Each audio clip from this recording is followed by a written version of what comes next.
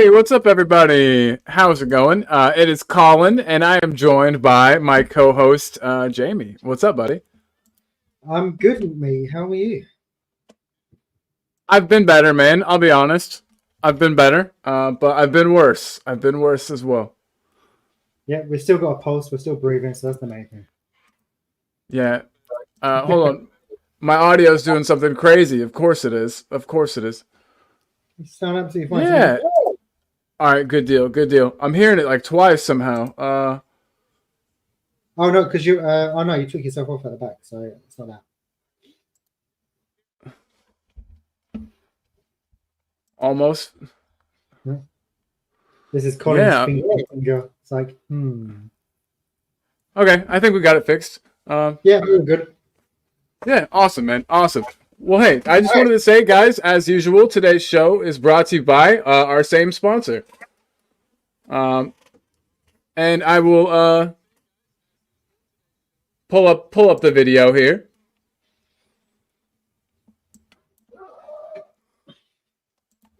I'll let you do the talking. So. Thanks, my man. Okay, so guys, today's video is brought to you by our normal sponsor, Alloy Collectors. There is their link, uk.alloycollectors.com, where you can use our code 2sides for 15% off.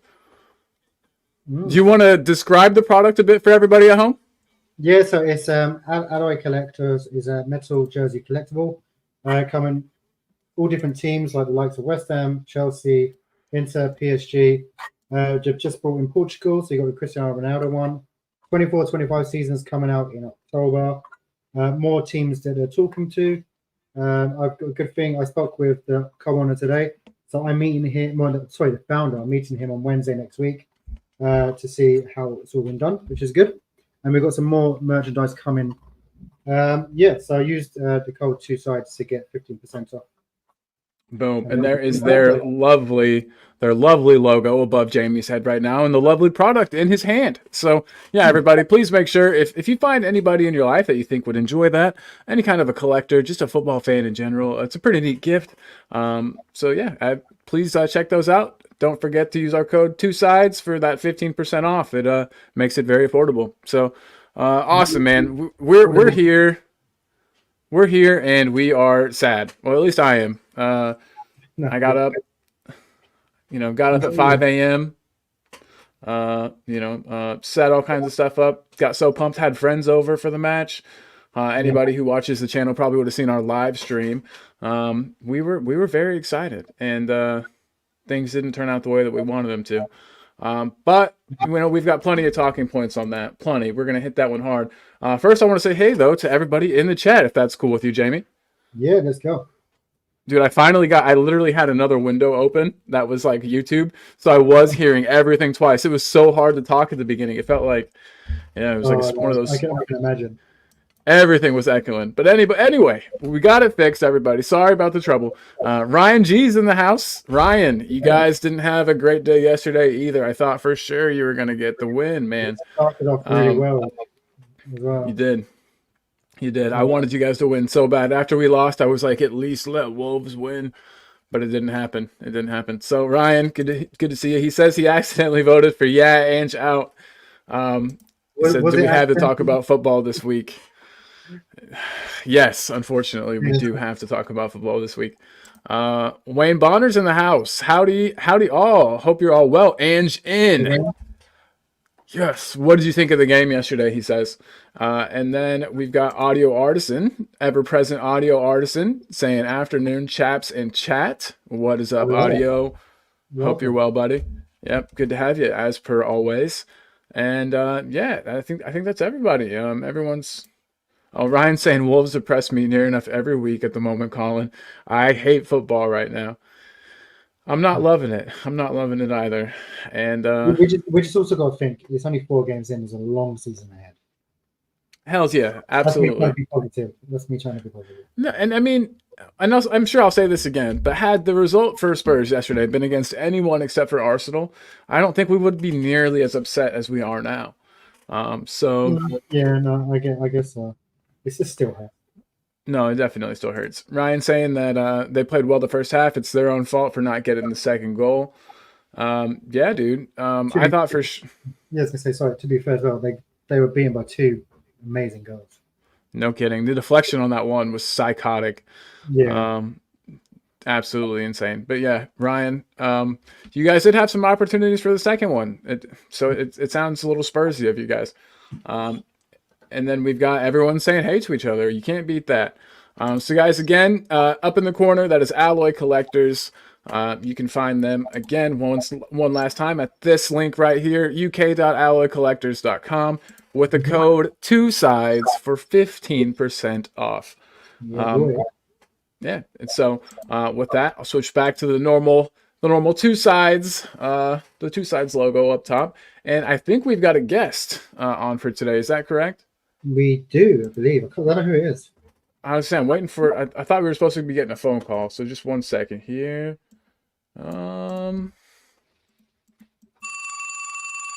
It's weird. I can like tell when the phone's gonna ring. All right.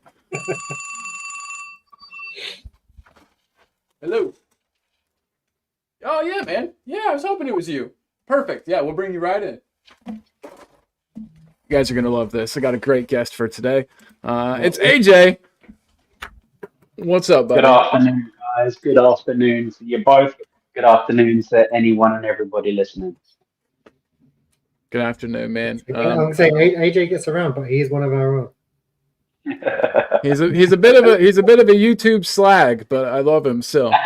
We don't want to hate on anybody's lifestyle, you know. Live however makes you happy. Colin, he's our slag, so we don't share. He's one of us. Yeah. Sorry, AJ. Sorry, didn't mean to talk about you like you weren't in the room. How are you, buddy? Yeah, man, I'm good. I woke up this morning. A lot of people don't get that chance. They don't get that chance every single day. So, sun shining, birds are singing. Good to be happy. Absolutely. I love that, man. You gotta have positivity in life. At the end of the day, it's football. You know, it's not life or death. It feels life or death at times, and we do sure have plenty of points to talk about. So and we will. As of course we're Colin and Jamie, your hosts for this wonderful podcast, and then there's Jamie, and then AJ, who is our unofficial co-host, we'll say. So AJ, again, very, very good to have you here, buddy. Thank you, guys. Yeah, so I'm sure you saw the poll on your way in, and I want to touch on this subject many times, but I'll just ask you, what'd you vote for? Do you mind telling us? You're not supposed to ask people how they voted, at least not in this country. It's a big no-no. It's a trick. It's a trick. But yeah, AJ, do you want to tell us? Are you willing to tell us what you voted? Of course. I'm not Ange out, not yet. It's very early on in the season, yes. From the back end of last season to now, the results haven't gone our way. They haven't been favourable. The stats speak for themselves. They're not great, but it is only 4 games in, and to sack a manager so soon. If the manager goes, if that's the decision that's made, there needs to be a clear plan in place. Not sack him, let Mason or Yedinak take over for 4, 5, 6 games, and then try to get somebody in.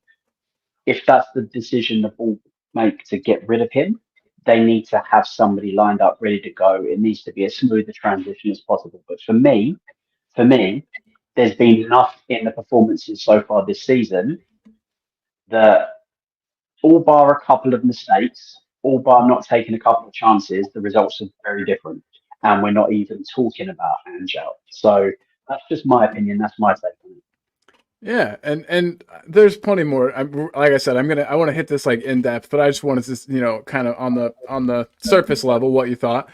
We've got Daniel Coyce in the house, who is not on the same page as you are, AJ. Daniel saying shite yesterday. Fuck this, living in the fairy tale world. He has to go. So dang, yeah, there are different opinions, and there's going to be different opinions, and I am excited to hear everybody's opinion today. You'll sure get mine and Jamie's, of course. We've got Edward Y of Oz. What's up, dude? Haven't seen you in a minute. He said this is the period where the side is gelling and knee jerkers are having a meltdown. And again, I'm going to get every comment up. So if it seems like I'm coming at anybody, I'm really not. I'm just pulling up the comments, trying to get everybody's point out there.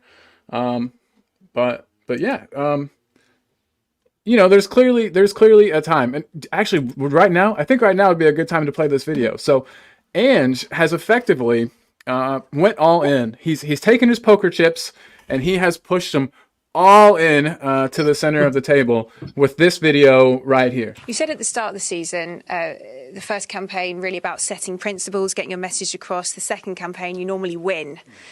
Are you seeing enough in this side that this season you do think that they will be a side that can win? I'm talking silverware. Yeah, absolutely. Competing right at the top. Am I going to answer the question, or are you going to keep asking it? No, absolutely. And I think I'll correct myself. I don't usually win things. I always win things in my second year. Nothing's changed. And you're confident you can do that with this side? You're seeing enough? Well, I just sort of said it now, so I don't say things unless I believe them.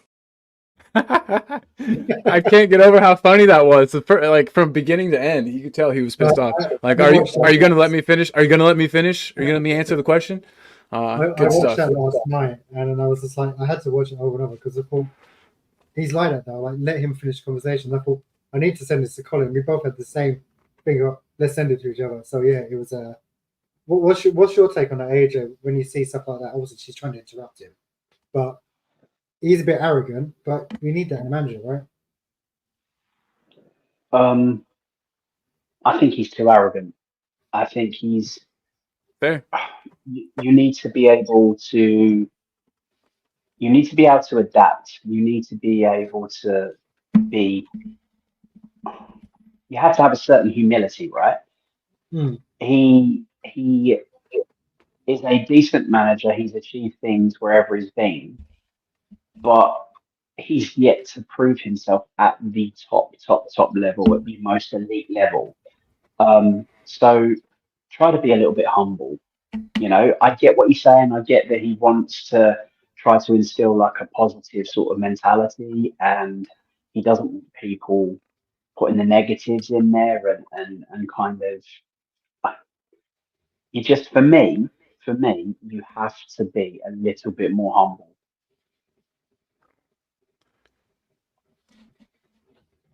So I put on the screen.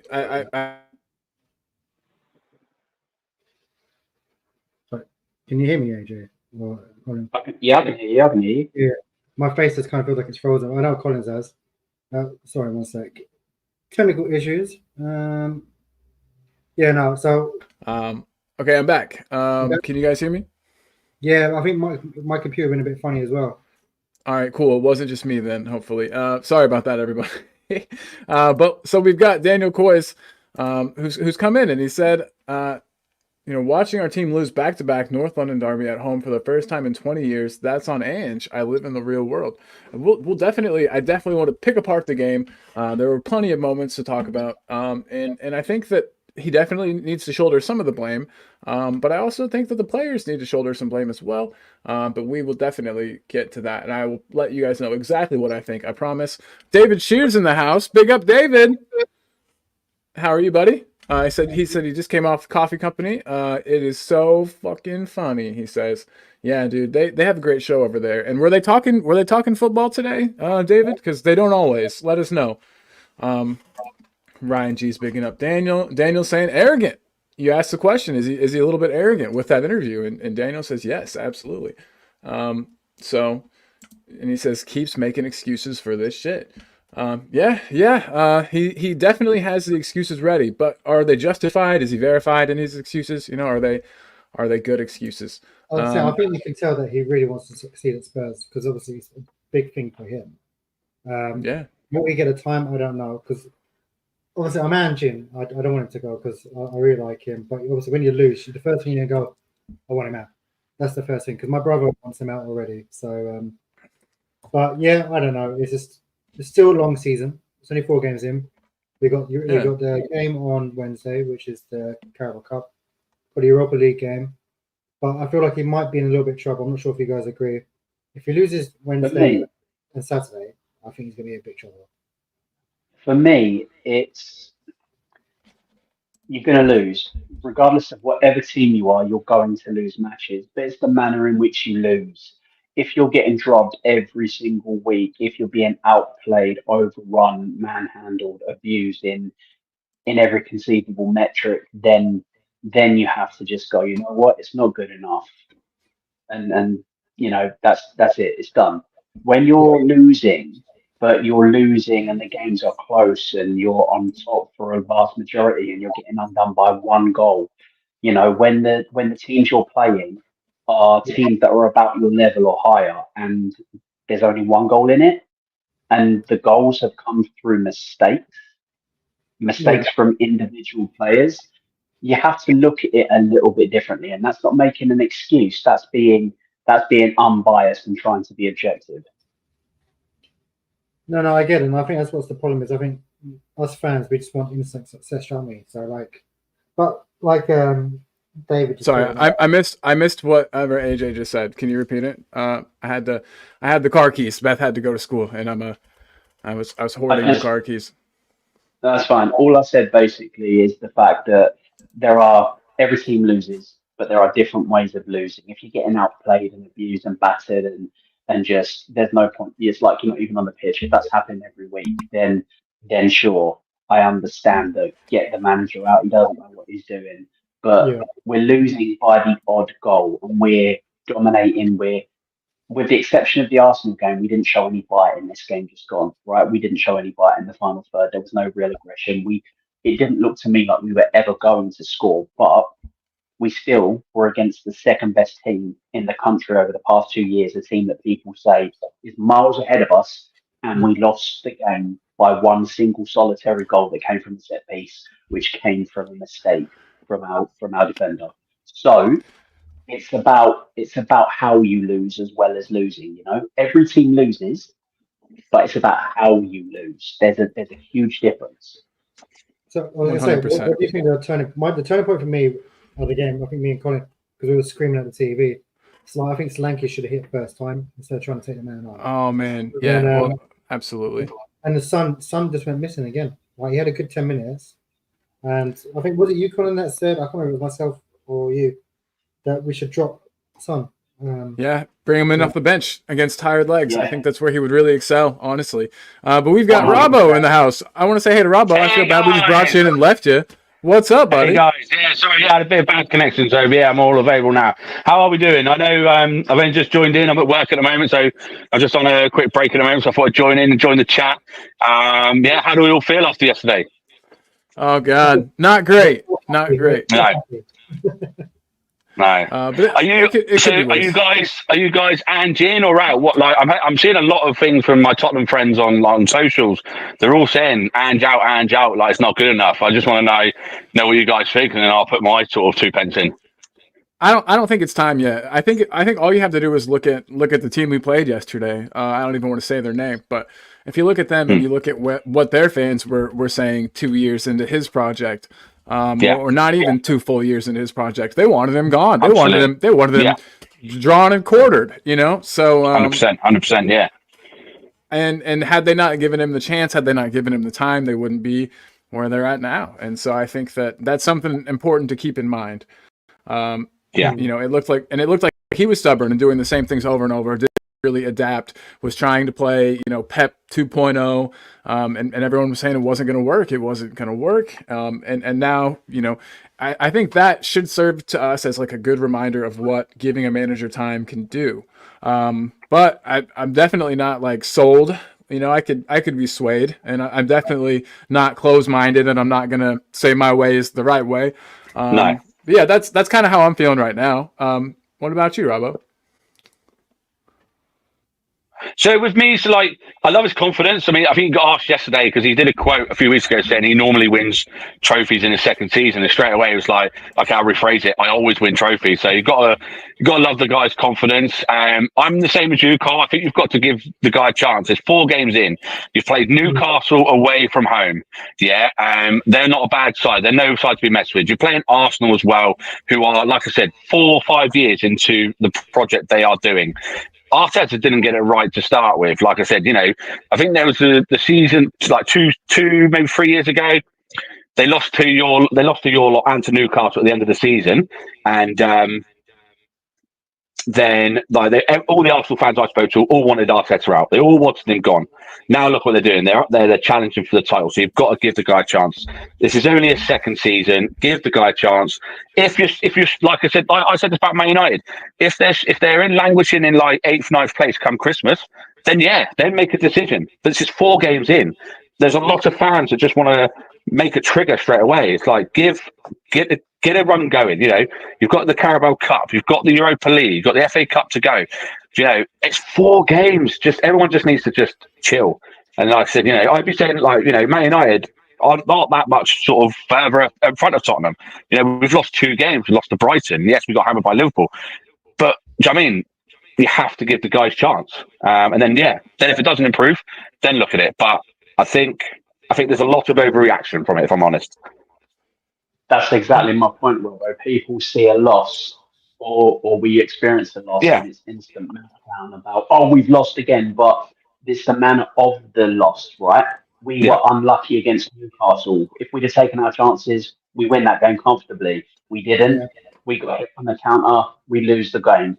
Against Arsenal, the second best team over the course of the last 2 years, a team that people say, they're going to absolutely batter you, and they scored from a corner, a set piece. That was it, and it's no one wants to lose. You don't want to lose to your rivals, but it's about trying to. Robbo lost to his rivals, so he gets it. It's about assessing the game and trying to be critical where needed, but also praise where needed. And there were some positives, like you've gone toe to toe with the second best team in the world, in the Premier League, and you lose 1-0 to them. 1-0. Yeah. They didn't outplay us. They didn't batter us. It was a close game. 1 goal decided it. It is what it is. 100%. I totally agree. Like I said, we lost to our rivals. We got absolutely hammered at home 3-0 by our closest rivals, our fiercest rivals. And, it happens. You're going to lose games. It's how you bounce back. I mean, Tottenham against the first game of the season against Leicester, they should have won that game in the first half. They should have been 3-4 up. But they didn't draw that game because they played badly. They drew it because they didn't score the chances they had. They're not playing badly. I think you could have an argument they could have won every single game in the league so far. So that's not down to the manager. That's down to not putting chances away and not converting what you've got. Yeah, like we were saying, the Solanke opportunity he had where he took about 3 extra touches before having a pop yesterday when he could. I think he honestly should have hit that first or second touch at least. Ange, obviously, this is cliched, and I know that I'm going to be. I guess I'll play the guy that defends Ange a little bit today, but he's not out there. He's not taking those opportunities. He can. They could do drills all day long. He sees these players, in training. He knows what they're capable of, so he puts them out there expecting that same thing. But if they're not producing it on the pitch, I don't really know where to draw the line. And I'm sure everyone in the chat will be able to kind of point out what they think and maybe, like I said, help me form a more educated opinion, because I like to hear from other people. I like to hear their points of view. I don't want to close myself off just to thinking one way. That's dangerous. That's how bad things happen in the world, So you got to be open-minded. It's always going to be down on Ange. He's the person that's going to take the full front and get fired. And the players just go on to the new manager and earn their money. Football's a frustrating game, but at the end of the day, I'm Ange, but if the results are like this in 2 or 3 months, there's going to have to be a conversation. Yeah, absolutely. Everybody has to be held accountable, right? There has to be accountability. But you don't throw the baby out with the bathwater. You don't go, Werner's rubbish. He didn't score a goal. Levy needs to go. Solanke, he didn't score a goal. It's Ange's fault. You play these players. If the chances aren't created, if they're not taken, the manager can only do so much. He's picked the best players that he deems for the game. And if the chances aren't put away, that's not his fault. You can't legislate for a defender going to sleep and making a mistake and us conceding because of it. You don't think, as the manager, you don't pick a defender going, I'm going to pick him because I know he's going to go to sleep. You pick him thinking, we're going to get the same defender that plays for his country, the brick wall that you can't get by. But no, 3 separate occasions so far this season, Son Romero has gone to sleep or made a mistake that has directly led to a goal. 3 separate occasions that's happened. That is not on the manager. right? You could argue that the manager should then drop him, but then people would be outraged because Radu Dragusin isn't at the level that Cusi Romero is. So people would say, hang on a minute, Cusi Romero is an 8 or 9 out of 10 player. He's consistently good. Yes, he has the odd mistake, but Radu Dragusin's a 7 out of 10. Why are you putting him in over Cusi just because Cusi has the odd mistake? You're never going to please anyone. The manager, it doesn't matter what decisions he makes. It doesn't matter what lineup, what tactics he goes with. There will be a section of fans that always disagree, that always think that he's wrong. I cannot subscribe to blaming the manager because a defender or goalkeeper make a mistake. It's ludicrous. And you could say, I guess the one argument you could make would be, oh, sorry, Robbo, what were you saying, buddy? No, you carry on. You go. I cut you off. I'm so sorry, man. I was just gonna say, you could argue, I guess, that this system doesn't create enough clear-cut chances. I could see that argument being made, and that's maybe there's something to that. I was going to say as well. Sorry, about the best player on the pitch for me yesterday. You guys might agree was Kulu. I thought he run his socks off yesterday, and he was quality. But Kulu was good. Everyone around him, and Saka at points I didn't know he was playing. Like we shut him down completely. So there's big improvement from the last time that we lost when we lost to them. So we just need to trust the philosophy from Ange and see how we go. Yeah. I just want to say, by the way, big up to David Clark for his 70th birthday yesterday. Sorry that was the present you got, but big up on the 7-0, man. That's a big one. Yeah, so, big happy 70th over there. What I was going to say is you have to remember as well, the Premier League is the strongest league in the world. Anyone could beat anyone. Who had Forest to beat Liverpool? No one is jumping on Liverpool's bandwagon, like Liverpool's back in regards to things like that. So do you know what I mean? So anyone could beat anyone, and City are out there. City are just so far in front. But the rest of the teams, anyone can beat anyone. So losing a couple of games here and there, it's going to happen. It's just everyone has a meltdown as soon as teams lose. Man United fans are exactly the same. Do you know what I mean? I guarantee if we lose to Palace on Saturday night, all the Man United fans are going to be, this is not working. Ten Hag's got, well, not all of them, like a lot of them. And then you'll hear all the pundits saying, right, Ten Hag's not getting it right. But this league is so strong. And that's why I love the Premier League, because every game is a close game. That game yesterday was a close game. Could have gone either way. Do you know what I mean? If Tottenham had taken their chances, we're having a very different conversation. All you guys are smiling and laughing, but that's the Premier League. But just give back to our point. You can't put it down to the manager. It's the players that are going out there performing. My job, my manager tells me what to go and do. I have to go and perform. If I don't perform, it's me that should be getting in the net because I'm not the one performing, and the players should be held accountable as well.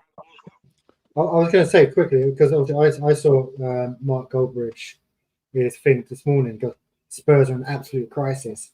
Man United.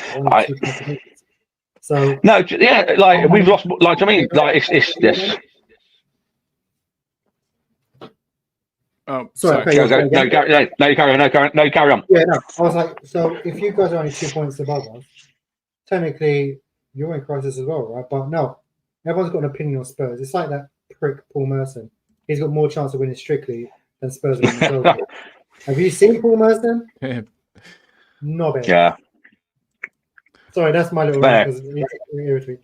Oh no, of course. Anyway, so before I let you guys carry on, I've got to go back to work now. Thanks for having me back on. I'm going to stream the rest of it later on when you publish it on YouTube. Keep up the good work, guys. Let me know when you're next coming on, and then I'll join you guys again, and we'll crack on. All right. So all the best. Perfect. Yeah. Thanks for tuning in, dude. No worries. Appreciate you, buddy. Guys. Thank you. Bye. Cheers. Robbo, everybody, gotta love Robbo. We'll get his digits or his info, I guess you would say, up for you guys towards the end of the stream, so you all can check him out if you want to do that. But look at this. So Daniel, I just wanted to address this when Daniel said that he's done with people comparing this to Arsenal. Plus, Arsenal were signing good players. We were signing Werner and Ara Odegaard, and that's what we have on the bench to save in North London Derby. WTF? And I guess I'll just ask this to you guys this way. Do you think the signings really are Ange's players that he wants? Or do you think, like most other Spurs managers, or maybe all, that he's getting the players that are given to him? Real quick, I just wondered if you guys, because this comment here from Daniel makes it seem like Arteta was signing good players, and they were his, and that Ange is signing bad players, and they're his. But I'm not 100% sure that these are Ange signings. And again, at the end of the day, it doesn't really matter. But I think that if you're going to fire a manager based on signings that the board made or that Levy, kind of gave to you, I don't know. I don't know how I feel about that. AJ, do you think that these are players that Ange actually wanted? Do you think he was kind of given these players? What do you think on that one? Personally, I believe that they are probably players that were on a list that he vetted and said he's probably had a list of 4, 5, 6 players and gone, I want this one, this one, this one, this one in that order, and maybe others couldn't get done, and then we've ended up with the players that we've got, like especially the likes of Werner. I don't understand why we signed him back on a full season loan. I don't get that at all. Johnson's not good enough. He just isn't. Like he's not at this level. He's not a shit footballer. He's a professional footballer, but he's not at the level we need. But people who are thinking, yes, I know what Andrew said. Oh, the players are mighty. They're here because of me. I get that, right? He said that, and I think. But what else is he supposed to say? Yeah, exactly that. But I don't believe that. Let's take a little trip back in time, shall we? Under Conte, under Mourinho, even Pochettino, especially towards the end of Pochettino. How many times did we hear one of those managers say, "This is who I want," and they got a similar player? I want this player. This player will be perfect for the position that I need. This will push us on, and they got a similar player. If you they went on record to say this, they got players similar to the players they wanted.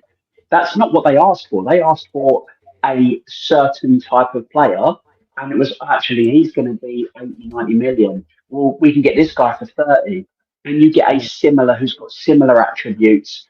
It happened with Conte, who people think is a world class manager. It happened with Mourinho, who people consider a world class manager. Why all of a sudden are we expected to believe that now Postecoglou is the man making all the decisions and he gets everyone that he wants? I'm sorry, it doesn't work. It doesn't wash. It doesn't sit right with me. The history of our club since Levy has taken over, we do not get the players that the manager wants. We get similar players.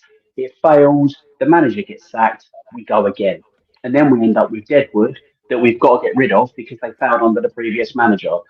The next manager gets sacked, rinse and repeat. That's Yep, and then we're stuck with an amalgamation of players that don't belong to any system that a manager is stuck with, and then they say, go out and do the best, try to get us Champions League with all these fucking players you didn't want.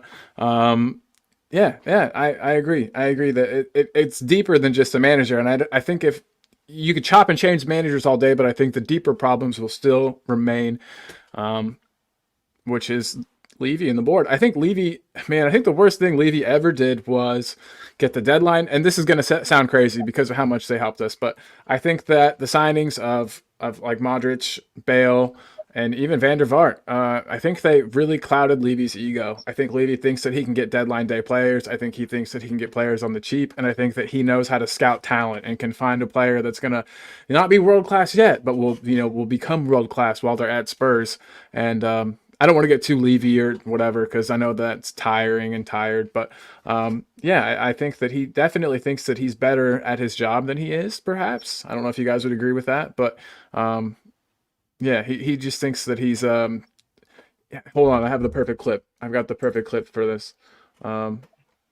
Dealers, not been much wheeling and dealing. I'm not a wheeling and dealing. No, fuck off. I think Levy thinks he's a bit of a wheeler dealer, and no, it's not the case. And at a certain point, we're just going to have to start getting the players that the managers want, or else it's never going to work. I agree. It's the same kind of what AJ says really about the players. I think he was given a list of players that were available because obviously they're going in a new direction now when it comes to like the tactical direction, whatever it's called, and then data-driven model. Yeah, data-driven. Yeah, so I think he wanted Werner at the beginning, but if for the second time, there's probably another. If we can get him on a cheap as a loan, so let's keep him. I think Ange just said yes. Like Archie Gray, I think that's more of a kind of a club kind of thing. Bergville, Really? I think he had a lot more saying. Obviously, the James Maddison, I think he obviously had a say in that one. But I don't know. It's a tough. No one's going to really know the truth, are they? Unfortunately. So, but at the end of the day, we've got what we've got. Just have to deal with it. Look at this. We've got David Shear saying, "I adore us in the channel. Awesome peeps. Come on, you Spurs." And I love that too, David. Yeah, thank you for the super chat. Very kind of you, and thank you for just the kind words, man. I like the little family we've created. I know we don't always agree, but we always get along. We're always nice to each other, and that's what I really like. So yeah, big up to David Shear, everybody. I was going to say, as a tactical thing, though, do you think? What if we tried to play Maddison like on the left or right? Do you think he'd get like an Ericsson, like the way that we played Ericsson? Like he was a playmaker, but he would be on one of the sides, usually the left, and then drift in centrally, kind of. I think Kudu's better as a cam, and I think if we had maybe like what's his face, Maddison on the left, a lot more balls would start coming across him. But I think it'll just congest the absolute shit out of the middle of the pitch. But unless our wingers then start, or our fullbacks, and then start, like if they started hugging the lines, then maybe that would work. But they would have to keep the width because it would get so congested. It would get so congested with both our. But then you'd have Kudu and Bergville basically in the middle, and then maybe put Son on the right, or if you have to drop Son, we've still got Odegaard, but. I don't know, it's just a suggestion. I think maybe Maddison try him on the left because he's not the quickest, but he's good at crossing now and then. Yeah, absolutely. No, it's not a bad point at all. And AJ, what would you think about that? Sticking him over on the left matters. I think Maddison works on the left if you're playing a front three in which the front three are you've got your central left and right attackers. More than you've got wingers. The system we play, Maddison would be deployed as a winger, and he's not got the pace or the strength. But Kulu is not he's not ridiculously fast, but he's got enough about him to get ahead, and he's strong. He can hold off people. Maddison's built like a 10-year-old. He's not got the strength to hold people off. And he's not mentally strong either, I don't think. No, he's mentally weak. You can see that. It's really easy to get to him. And his balls, his delivery yesterday was shocking. I mean, with the exception of one decent ball that he put in the box. That's what I'm saying. Very, very decent. But Maddison needs dropping for a while. I would play Kulu in that position, get Bergville on. I think a lot of the problem is, especially with Son. Son was anonymous. Son was the worst player on the pitch. Both teams by a mile yesterday offered little to nothing, and it angers me because he'll show up, he'll score a goal, and people will rave on about him like, "Oh, that's our man, world class." He's not world class, never been world class. He's a world class finisher. I love the guy, but I don't subscribe to just falsities like saying a player is brilliant. He isn't. He's either very good for us or very poor, and recently he's been very poor. Son needs dropping, Maddison needs dropping, and players that are hungry, that want to. At least Odegaard, when he came on, at least he ran. At least he picked the ball up and ran. He drove towards the box. Did he affect the game much? Was he great? No. But he still did the job a winger's meant to do. He picked the ball up and went at his fullback and tried to break into the box. More than Son did, more than Werner did, more than Johnson did. That's what we need. We need to start giving the younger, hungrier guys a chance in the team and make seasoned pros think, actually, I'm going to have to buck my ideas up because my place isn't nailed down. Because they're all a little too comfortable and they're phoning it in. And for me, if you're wearing the shirt and it's got the club crest on it, you bleed for that team. I want blood, sweat, and tears. That's what I want. I don't want any half-assed performances. And that's what we're getting. But I think the issue we've got, Son's never going to be dropped because he's club captain. That's the problem. And obviously, we've got all the other fan base from around the world. They want to come and see Son. So I don't know. I would drop him for. I reckon he'd be dropped for the game on Wednesday. Yeah, probably rested for sure. And yeah, I can see that. I would rest him for the Brentford home game. and then go from there, because there's got to be a change. Like, we need a manager who's not scared to say, "Look, you're not going to play. I don't care who you are." Ange probably is that person, but he loves Son, doesn't he? So I don't know. I just can't see it. No, I agree. I think Sonny would be much more effective coming off the bench. I think Son coming off the bench in maybe the 65th, 70th minute would actually be extremely dangerous. I think he would have more opportunities in that final 25, 20 minutes than he would for the entire match when he starts. He just runs himself ragged at times where he doesn't need to. He makes runs that aren't found. He doesn't make the runs, but he should. I don't know. I just think that if you put him on against tired legs, he would suddenly become effective again. And I think that's natural. He's aging. He's not a young cat anymore. He's not like ancient. Don't get me wrong. I think he and I are the same age, so he's like 32, 33. But it's just it's about that time where you start losing a little bit of your pace. Remember when Bale came back? He said, you guys won't see me making those bombing runs as often as I used to. He's like, I can still do it. He's like, not for the full match. And I think we should start using Son in kind of a similar way that we used Bale whenever he was here. Gareth back, like, Gareth was good when he came back. It's just annoying that it was COVID, so we couldn't get to see him play. But I feel like he put a performance in every game because he knows what it's like to play for Tottenham. And obviously he had the likes of Harry Kane around him, so obviously it worked a little bit. But true, I love when Gareth came. I was absolutely buzzing. So he knows what it's like to play for Spurs. I know Son's been there for nearly 10 years. I get that. Personally, I think it's time for him maybe to go next season, because we've got to bring in someone else that's got to be ready. You've got to mold him back into the lineup. Everybody in the chat, what do you think? Let us know if you think that we should keep Sonny, continue to keep Sonny and play on with him, forge on with him. Do we sell Sonny, or do we just merely resign him to kind of a coming off the bench role? I would like to see what everyone in the chat's got to say about that. And AJ, real quick, do you think Sonny would be more effective coming off the bench? I think he would, like Brennan Johnson. Brennan Johnson isn't a starter. No, don't ever start Brennan Johnson. Oda Bear is better, and that's not even the side he plays on most of the time. Every single time Brennan Johnson starts, he just, like a deer in the headlights, hasn't got a clue what he's doing. When he comes on, just look back for all his appearances. He's much more effective coming off the bench, because the players are already tired and you exploit some space in behind. He's not great, right? I don't think Brennan Johnson is at the level for this club. He's not. He just isn't. But if you're going to utilise him while he's here, that's the way to utilise him. Son, on the other hand, I think Son has still got the quality, but your pace is the first thing to go, right? The pace is the first thing to go, and he's not got that anymore. He's not got the lung, but he's not going to make those lung bursting runs from one half of the pitch to the other. He's not going to do that. You need to manage him. You need to play him in the correct way to get the most out of him, and playing him every single match, regardless of how he's performing, isn't the way. No, I think making him captain was a huge mistake. I hate that we did that, because I think now it's going to be really hard to drop him. They're never going to sell him because of the amount of money he makes for the club. They're never going to sell him. He'll retire at the club and then he'll have an ambassadorial role. They'll never sell him. Yeah, I think you're totally right, unfortunately. My opinion, I don't think captain should be a striker. It should be, for me, it should always be like a defender or a midfielder.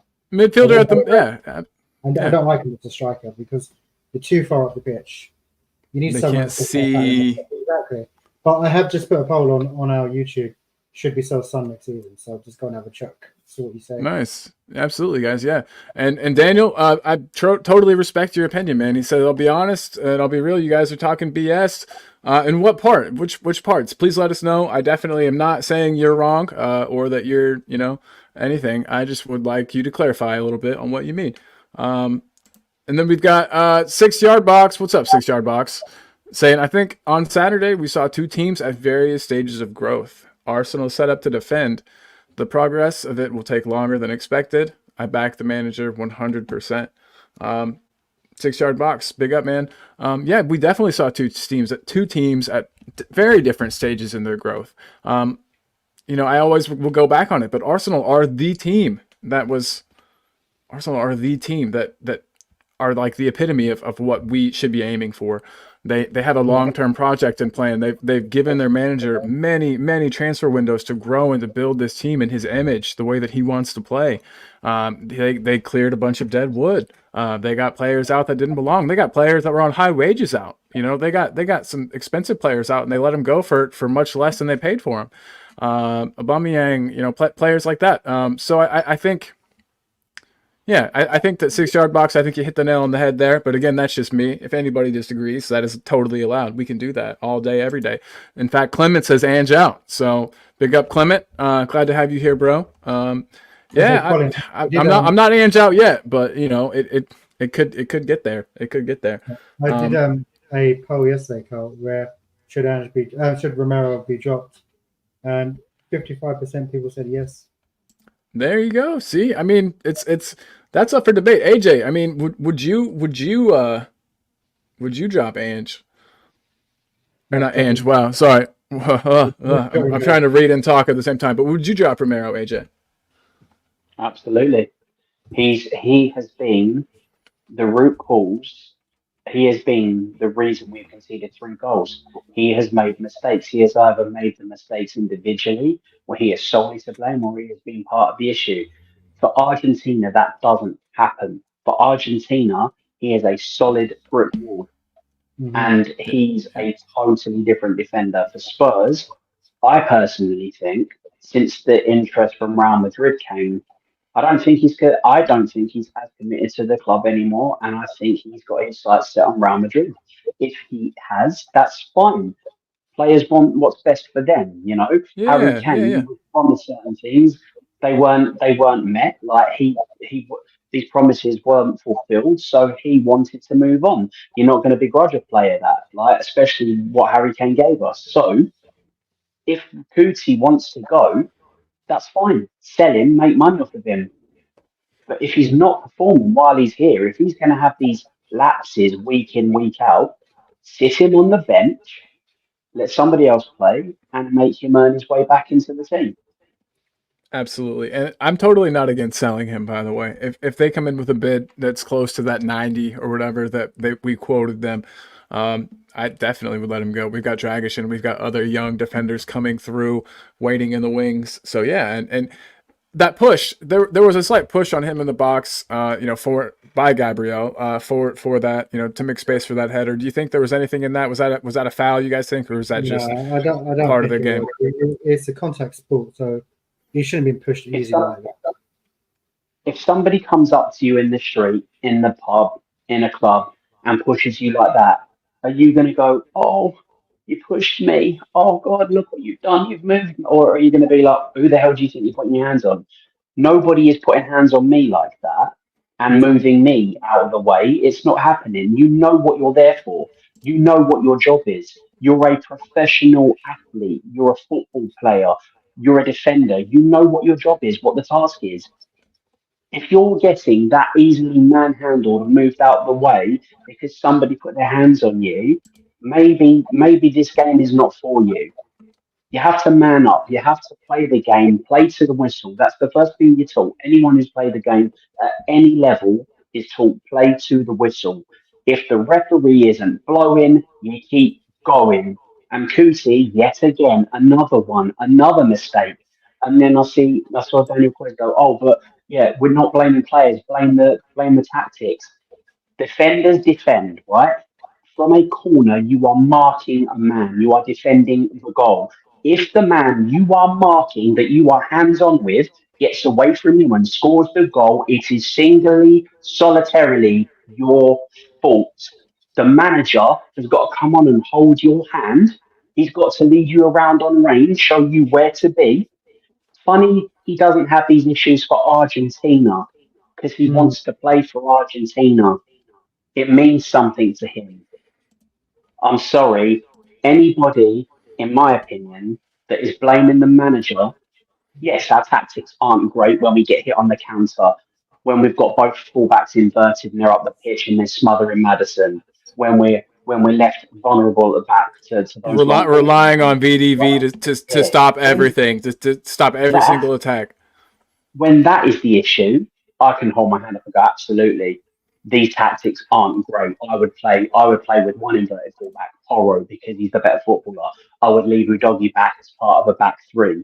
Then you've got more protection. You've got that other body in there so that you're not going to get broken. You're not going to be outnumbered 2-against-2, 3-against-2, 4-against-2. You've got that extra body in there, that solidarity. But when a defender, a quote unquote world class defender, is not picking up his man and gets beaten, sorry, it wasn't that he wasn't picking up his man, he was, but that man beat him and scored. That is all on Tutti Romero. And it's not the first time, though, is it? Because he was at fault for the Leicester goal as well. Yeah, so exactly. What is it? Because he came back in Euros? I don't know, but it's still. And then you guys saw the tweet or whatever that he quickly took down. Was it an Instagram post? Was it a tweet? Regardless, he something. Yeah, about I can't remember exact words. I think you read it. I didn't read the whole thing. I just saw a clip. Yeah. So and AJ, I don't know if you saw this, but Romero said it was something about he had retweeted, I think, or reposted an Instagram post. Who cares? But about how every other team in the Premier League, they kind of arranged for like a private jet to come and bring all the players back from international duty, make sure they got them back on time. There was no jet lag, the players weren't sick, and he was kind of insinuating in that we didn't do that, which doesn't surprise me. I bet everybody was on a Ryanair flight, and that the players were tired, jet lagged, and perhaps I saw the word fever in there, but I don't know if it was a mistranslation because it was obviously like a really computerized translation of what he said. Do you think that has anything to do with it, AJ? Do you think that, or was that kind of because he deleted it like right after he posted it, so I don't know if it was a cop out. I don't know if it was, I don't know. Do you think there was anything in that? And everybody in the chat, I'm going to get to a lot of these comments in the chat, guys. I know that there are a ton that I haven't gotten to yet. Not trying to skip any in particular. I promise that I will get to every single one. And even though I don't want it to seem like I have like an agenda with the comments I'm putting up. Jamie, you have access to the comments too, right? Yeah, I do. Yeah, it's just my computer's being really funny. No worries. If you want to throw if you just see any that I missed, you want to throw them up, feel free. But yeah, and then also I want to. So the question about Romero, and then I want to address Daniel's question about Ange being a liar. So yeah, what do you think about the Romero thing, AJ? Do you have anything to say on that? I mean, it could have been a factor. I mean, we all know that long haul flights, anyone that's taken a long haul flight knows that it messes you up a little bit. But why is this coming out after the match? Right, it came out after the match. I haven't actually seen this, but I'm assuming it came out after the match, right? It did, yes, sir. Yeah. After we lost, after the goal that was conceded was because he lost his man, right? Right. Yes, sir. I have nothing else to say on the subject.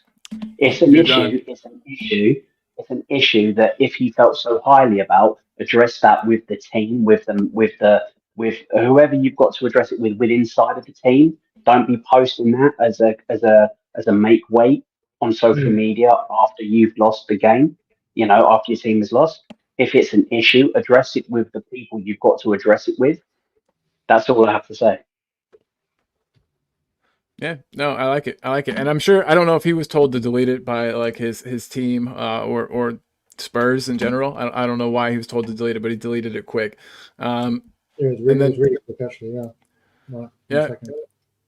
David Clark says if you take Ange at his word that these players are the players that he wanted, then he will fail. And so it's 100% on the coach and it will cost him his job. Do you think that if the players weren't his players, that he would come out and say that? Do you think that would be in his best interest? I mean, we all know that this is the biggest job that he's had. Whether or not you guys think he's qualified or any of us think he's qualified is kind of irrelevant to the point I'm making. So it's his biggest job. Would you throw the owners under the bus? We know Conte did it, but we saw Conte, he didn't care, did he? And I don't think he's that sort of person, is he? So I don't think so. But I also understand that he's a principled guy, and I don't think that he would necessarily lie. I don't know. This one's tough for me. AJ, do you think that Ange is a liar? He said something last season, didn't he? He goes, he understands like how far it goes back now. So he did something. He said something in the press conference. I can't remember exactly what it was. Because he's seen a lot of things out of that. Then there's a lot of things that need to be changed. So I don't know if there's a little slight dig at the owners. I don't know. I'm not sure if you guys remember the press conference. He was just talking about it. He's seen a lot behind the scenes that he didn't know about. Yeah, AJ, what do you think about that? Do you think that he's telling the truth when he says that he wants these players, that they were his players, or do you think because Daniel, and I get you, Daniel. Big up to Daniel Borden, by the way.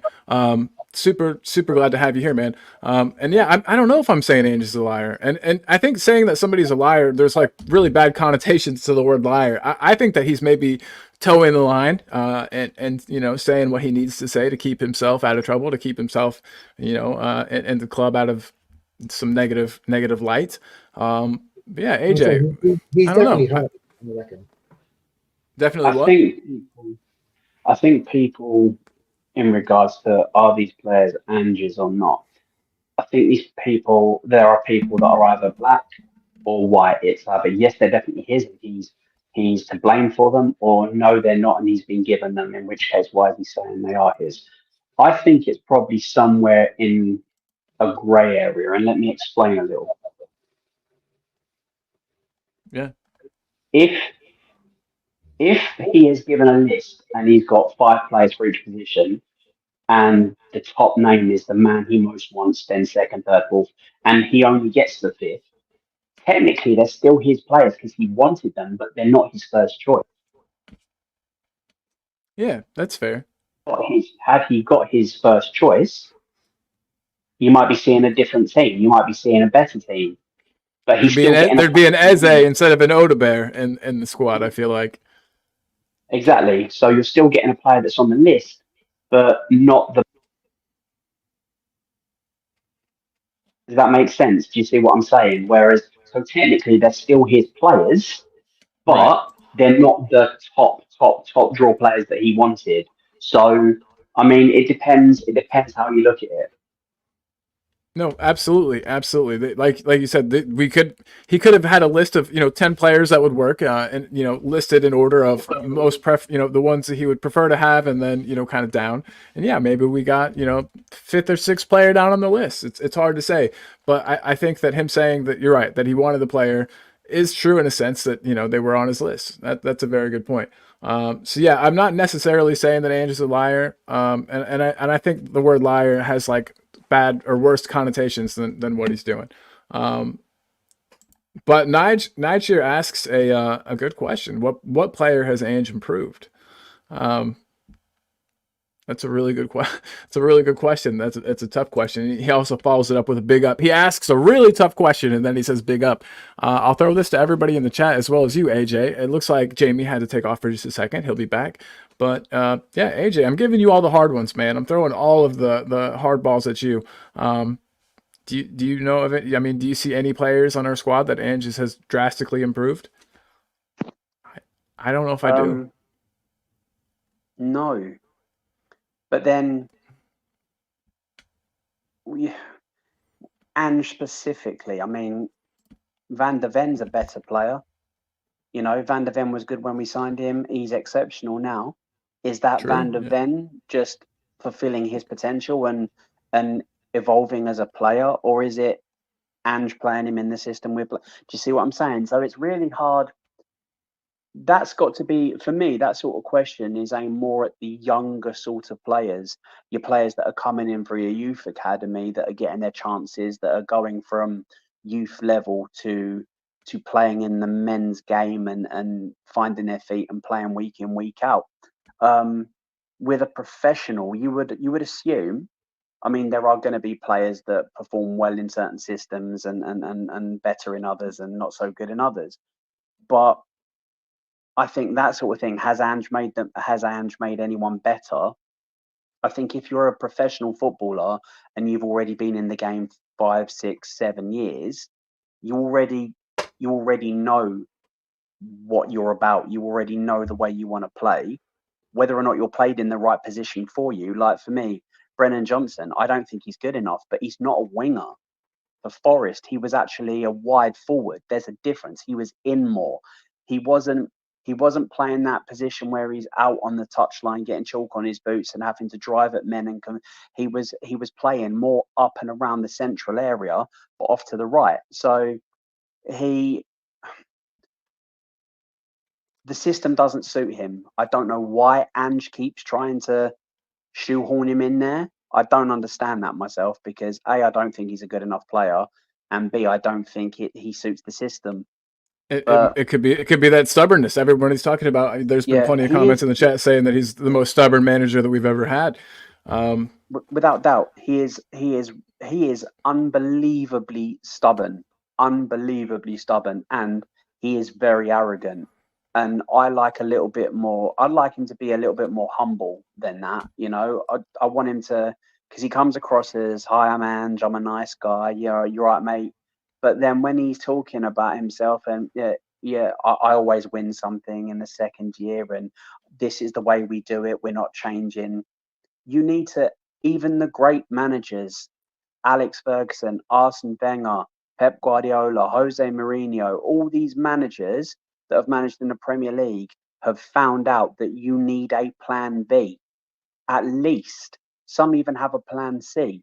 But the years and years and years where we were ahead of Arsenal for 7 seasons.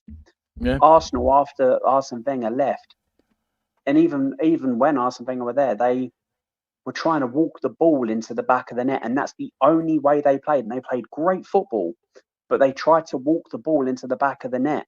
And once teams realised that was their style, it was easier to defend against. They still had quality players, but everyone knew what was coming. And there was a time when Arsenal struggled, and Arteta has changed them since he's come in. Emery did, to be fair. Emery was very good with them, but Arteta's done a decent job. He's revamped the squad. He's got them playing, and they're a much better outfit now than they have been for many years. But you need to be able to adapt. If you can't adapt to your tactics, you're doomed to fail. If there's no give, and this is not just in football management, this is in every aspect of life. If you are one way and one way only, and you're rigid and there is no give, you're going to fail in everything you do, or you're going to be extremely successful. There's no middle ground, you know. But Ange needs to learn very quickly that there are more than one way of doing things. Because if he implements that into the team, if he can implement a slightly different configuration, a slightly different setup, a slightly different formation going forwards, that's going to keep teams guessing. They're not going to know how to line up, who to mark, what players are going to be influential. But my worry for him is that he's his own worst enemy, and if the results don't change soon, he is going to go. Say we win our next, I don't know, 3 matches and we look convincing. Do you think everybody's minds change? Do you think we suddenly have people that are not as reluctant to give him, not as, I guess what I'm saying is if we win the next 3 games, does the narrative change? We could win, in my honest opinion, we could win the next 10 games. And for the most part, people will be like, "Oh, this is great. This is, we're back on track." But the people that hate Ange and want him out will want him out regardless. That it's as simple as that. Like until he wins us something. If he wins us a trophy, we're still in for 3. We could still win any of 3 trophies this season. I think if he wins a trophy, people will still want him out because they don't want him as a Yep, 100%. Really? There are me. Really, you really think that? That's crazy to me. But what happened there? You left, but then you came back. I don't know. It was probably my computer. Both of you left for me. Both of your little screens had a circle on it. My computer's making some weird noises. It might have just done that.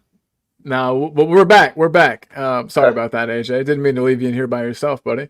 But you really think that? I think if he gets a trophy, I think the narrative completely changes. But again, I see where you're coming from. And sorry, before I forget, Nigel's asking what players Ange has improved. When I think about our previous managers, Mourinho, I think that Mourinho improved Sonny and Kane because he played to their strengths, because he adapted his style a bit to make use of what we have. And I think that's the difference, though, is he was brought in to be a win now manager. So it was like, yes, adapt with what we've got, win with what we've got, win now. Whereas I think that with Ange, the team sees him as a project guy. And so, Yeah, I think that's what the difference is really. Has he improved many players? Someone pointed out Poro is a player that he's improved, but that's the only one. Yeah, I think it is tough. he's improved too. I think Burrow was one of my guys. I thought because he's one of my favorite players this season, and then I reckon I think he's improved Kulu a little bit because he's not on the wing, and in the middle he's more dangerous. Fair, 100% fair. Is that him improving him though, or him playing him in his preferred position? Because do you see what I'm saying? There's a slight.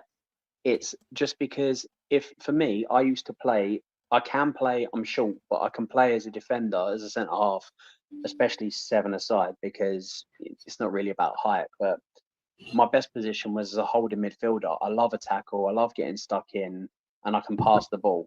I can't beat a man. I've got no tricks, no flicks, no skill, but I can tackle, get the ball, and I can ping it forwards. And I did that, and my team was quite successful. But if I'm then asked to play out wide, I haven't got a hope in hell. I haven't got that. I move about as fast as a couch. Like I'm not rapid. I'm not going to be beating anybody. I haven't got the skills and the tricks to be taking people on and driving at people.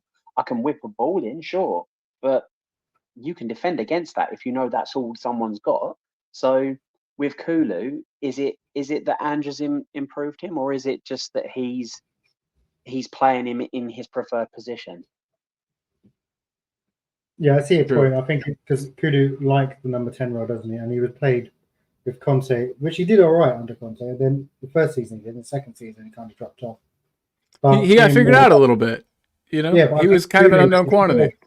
Yeah, he's more productive in the middle.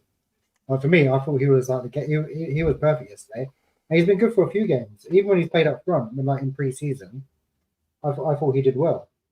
But I was going to say this question: do you think maybe Spurs should go back to a different formation where having two strikers up front? Because I remember those days and we were quality. So maybe Richie and Slanky up front. What do you think? I almost think I think that you could make better use of Son. I think if Son was up top with another player, with a Solanke, I think Son up top by himself, ineffective. Easily marked out of games by central defenders that are bigger than him, stronger than him. But if you put another big, strong player up top with him in Solanke, or even I don't think him and Richie would work, but I think Solanke and Son could be a decent strike partnership. But that would involve Ange changing his way of doing things, and we've never really seen him do that before. He's got a way of that's got him results. I think that he thinks that he's still on track. It always takes him 2 seasons. We're into the second season, and I truly believe that he still thinks that he can continue on with this way, and that it'll eventually click and it will eventually all fall into place. So yeah, I think you're right. I think the two striker things would absolutely work. Yeah, but maybe go back to the basic 3-5-2, because obviously we got more. So you still got the inverted wingers. You just play Dragger at the back with the others. You got more defensive, but then going forward, you basically just piling everything on. It's not a bad idea. I like 2 up front. I've always liked 2 up front because you've always got someone just to drop deep, like Crouchy and Van der Vaart. Always the headers down, knockdowns, and there's a goal. Robbie Keane and Berbatov, Defoe and Keane. So, and that's what I think Solanke and Son could do. I mean, if you had somebody that was occupying that space, occupying those defenders in Solanke, creating space for Son, knocking balls down for Son, I think for one, I think our team needs to be less reluctant to take shots. I don't know what it is with us. We are reluctant to take a shot. And by the way, Eltel Cockerell's here. I'm gonna take a second and message you on WhatsApp, buddy. But if you're available, if you're feeling up to it, please come on the show, man. We would love to have you on, buddy. You know how to get in here. So yeah, Eltel, if you're up to it, come on the show, man. We would love to have you. But yeah, so sorry about that. I interrupted you. So AJ, what would your point of view be? Would you have 2 up front? I see the merits of it, but also the issue would be that if you're putting another body up top, where do you draw? What formation are you going with? Where are you drawing that body from? Is it from defense? Is it from midfield? And if you're drawing it from midfield, you're having less creative input in in that team to provide the chances for these two strikers to score. Do you see what I'm saying? So if you're playing two up top, that means the players behind these two have got to work harder to create these chances if you're taking that extra body out. Does that make sense? It makes sense. So let's say, okay, AJ's been promoted as a Spurs manager. What formation would you go with as like if you're doing a tactical going forward? Is this me or for AJ? I think No, you said AJ, right? AJ. Yeah, so for me? AJ's the Spurs manager. Okay. AJ, you're manager now, buddy. Oh, well, let's go. What formation do you go with to obviously try and win something? To get the most out of these players. Yeah, I get you. I think the thing is, if the quality isn't there, the quality isn't there, right? If the players like Werner and Johnson aren't performing, they're not really going to perform just because you whack another body up top. If the chances, if they're not beating their men and putting in decent crosses, the chances aren't going to come regardless. So if I was going to do anything, if I was the manager, I would tweak the current formation. What I would do is I would send Porro forwards as an inverted fullback. Not both of them. I would send, we're not going to play with a 6, right? And Ange doesn't. So, but what he does have at his disposal is 2 fullbacks that he utilizes by inverting them and pushing them up, and they become 8s or 10s, depending on what stage we are in the process of that particular move.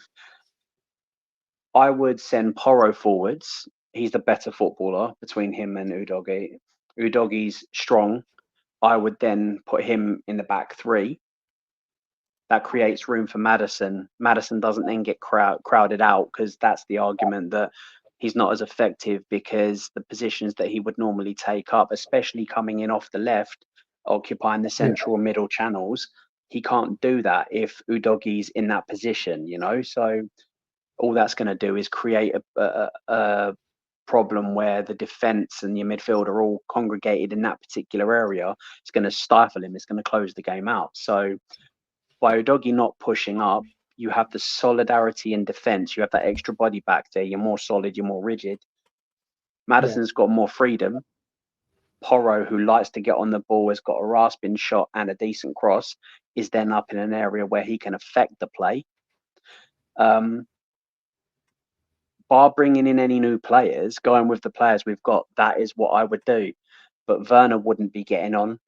Son needs to buck his ideas up because he's not performing. So yeah, it's I think tweaks need to be made, and that's what I would do. I would tweak the system rather than try to get players to unlearn the system they've been learning for the last year and try to implement a totally different one. They've been learning this. This is being drilled into them. Whether or not it's working, this is what they've been doing week in, week out for a year, just over a year now. So tweak it, adapt it, and go from there. So guys, we are all mostly on the same page. Would anybody be opposed to me throwing the link in the chat? And so Parker is somebody that's asked if they could join. As long as nobody is nude on camera, I don't have a huge problem with people coming on and getting their opinions in. Yeah, a top is fine. Nude on the top, that's actually okay with me. But it's just the pants. We got to keep the pants on. So yeah, I mean, Jamie, would you be opposed to me putting the link in the chat? No, the more the merrier. Because obviously I'm not done that much talking because I've messed up my back, so I'm in a lot of pain. So I'm trying to move around. But oh man, get some paracetamol in you, buddy. Get some paracetamol in you. When you're 40 years old and you bend down while tidying up and you hurt your back, that's when you know life is bad. It's getting to you, and you're imagine how Sonny feels. He's not 40 yet, but trying to play ball at his same level. But exactly. The problem with me and Sonny is I play with more passion because I've been supporting Spurs for 32 years. So hey, Sonny, when we're there, we're like we bleed Tottenham. I wake up, check out every news every morning before I even say I love you to my wife. So and she's watching, so it doesn't matter. Absolutely. But so, guys, the link is now in the chat. Anybody who wants to jump in, feel free. We'll get you on. We'll get your point of view. I would love to have it. I feel like because a lot of us here, the three of us here, I think we all feel kind of similarly. I don't think there's a huge difference in the way that we feel. And whoa, phone. That was weird. But anyway, yeah. We've lost people.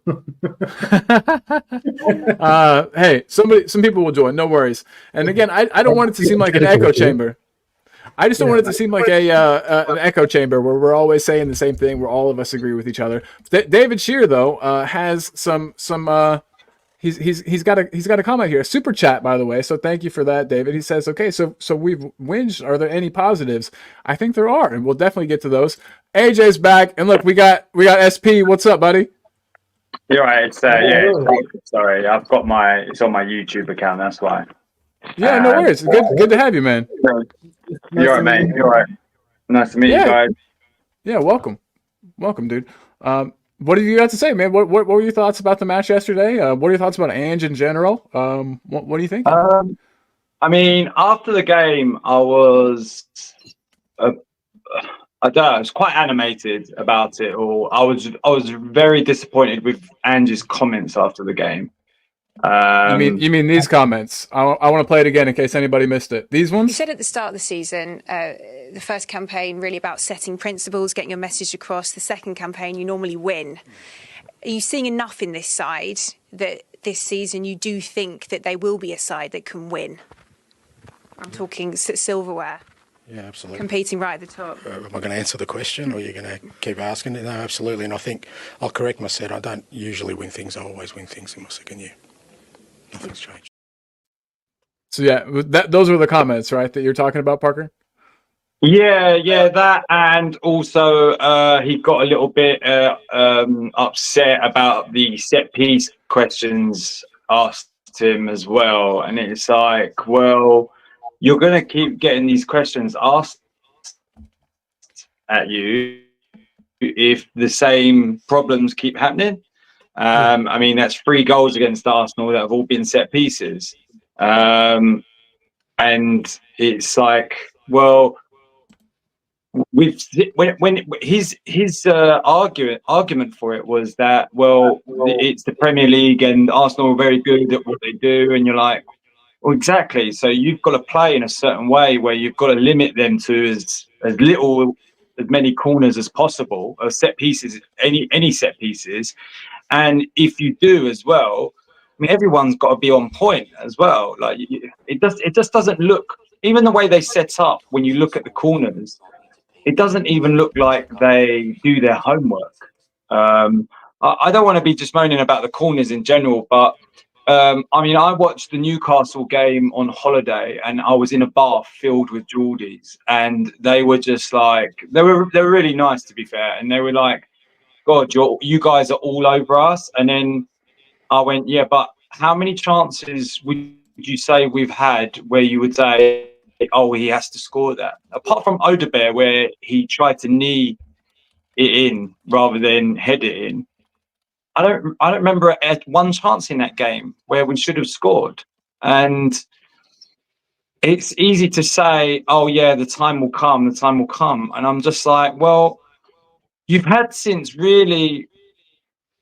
that loss to Chelsea, our form has been. I think someone told me our form is. If you were to start the season from there onwards, it's pretty bad. I mean, I know that it's bottom half. It's bottom half, and that's quite telling. And I think I don't really. I'm at that point in my life now with Spurs. I'm at that point in my life with Spurs now where I don't put my own money into the club anymore. If I'm going to buy a top, I'm not going to lie, I'll buy a dodgy one as well, because DHK. Yeah, absolutely. Yeah. I'm with you. I don't want to spend an absolute fortune if I don't feel like the club are going to go all out to win the trophies that I want to see my team win. And £361 million has been spent since Ange has come in, and that's in 18 months, and that's more than Jose, Nuno and Conte got put together. and that's quite telling. Like, and would you say any of the hardly any of those players, like since probably Van der Ven, I'm trying to think of how many other players have come in that would say are definite starters. Like, we're not bringing in players that you could say, well, he's definitely going to be a starter now. Like, when we bring in Basuma, it was it's either going to be Basuma or Bentancur, or it's going to be Basuma Sarr or Basuma Højbjerg last season. Like, these are all players that we're bringing in that are just kind of fighting with each other for a spot. Whereas you look at Arsenal, they brought in a Declan Rice, and everyone in Arsenal fans are just like, he's starting, like he's out, he's starting now. He replaced the person, and he replaced Xhaka for sure. And even if Xhaka stayed at the club, I think Declan Rice still has that spot anyway. So they've improved their team. Whereas we're just bringing in players at the moment, and I'm just like, these aren't improving us that much. They're kind of just all fighting for it. And I think Spurs are doing a little bit doing that scattergun approach, where they're basically just kind of seeing who's going to be like this. It's like a survival of the fittest. Like, who will last? Whoever will last in the team. Yeah, that's it. Yeah, that's going to be the one who wins and who's going to be in the starting 11. And by the time I think Ange figures out some of those midfielders who's going to be the starting 11, I think it's probably going to be too late. So I was going to say, because I don't think Ange knows he's starting 11 yet. We know for definite Solanke's. Yeah, I don't either, and I think that's quite. Oh yeah, Solanke, that's a player. I think that's one you could say. But Parker. Yeah, but I mean, Richarlison should have been on his way out in the summer anyway. So Solanke was basically replacing no one. So you got to, I would say Solanke, but at the same time, there's a caveat to that. Yeah, and hey, real quick, I wanted to say what's up to Junior Coys. What's up, bro? I haven't ever seen you on the show before, man. Nice to have you on, dude. How are you, sir? Hello. You right there? Yeah. We're doing good, man. Everybody extremely disappointed with the result this week. Yeah, definitely. Same old. Yeah, but, yeah. Are we to blame Ange, or are we to blame the backing that he's had? Or the players on the pitch, even? That's the main question, I think, because do we really believe that Odegaard was his first choice, or was it Pablo Neto? I honestly think if we had gotten Eze, I don't think Odegaard would have walked in. To be Eze? Yeah, 100%. I think the Eze deal, I think it was just too expensive. I suppose they want to fork that out, did they? Yeah, but that's a problem. Eze was 50 million up front. The release clause was 60. Eze was 50 million up front, and it was too much for Daniel Levy. And I hear all that, but we're supposed to be the 7th richest club in the world. Exactly. FFP champions, you know. Yeah. That shouldn't really be an issue as far as I'm concerned. But that's the issue you find under the Tottenham board, though. That's the issue. Any manager that we have, you won't get the players you want. You will get players that are similar that we can afford and structure a deal over 7 to 10 years. We won't be paying 50, 60, 70 million pound outright. That's not what we do as a club. So any manager. For Solanke. Also, so you're kind of I would say a major issue is a major issue is also the wages as well. Our wage structure is not good enough to win trophies. But we're supposed to be the 7th richest club in the world. But the Solanke deal, the Solanke deal was structured in a way that is broken down over a number of years. Crystal Palace wanted the £50 million up front, and we're not going to do that. Daniel Levy said no. So that's the difference. If we'd have paid the 50 million up front, we'd have got Eze.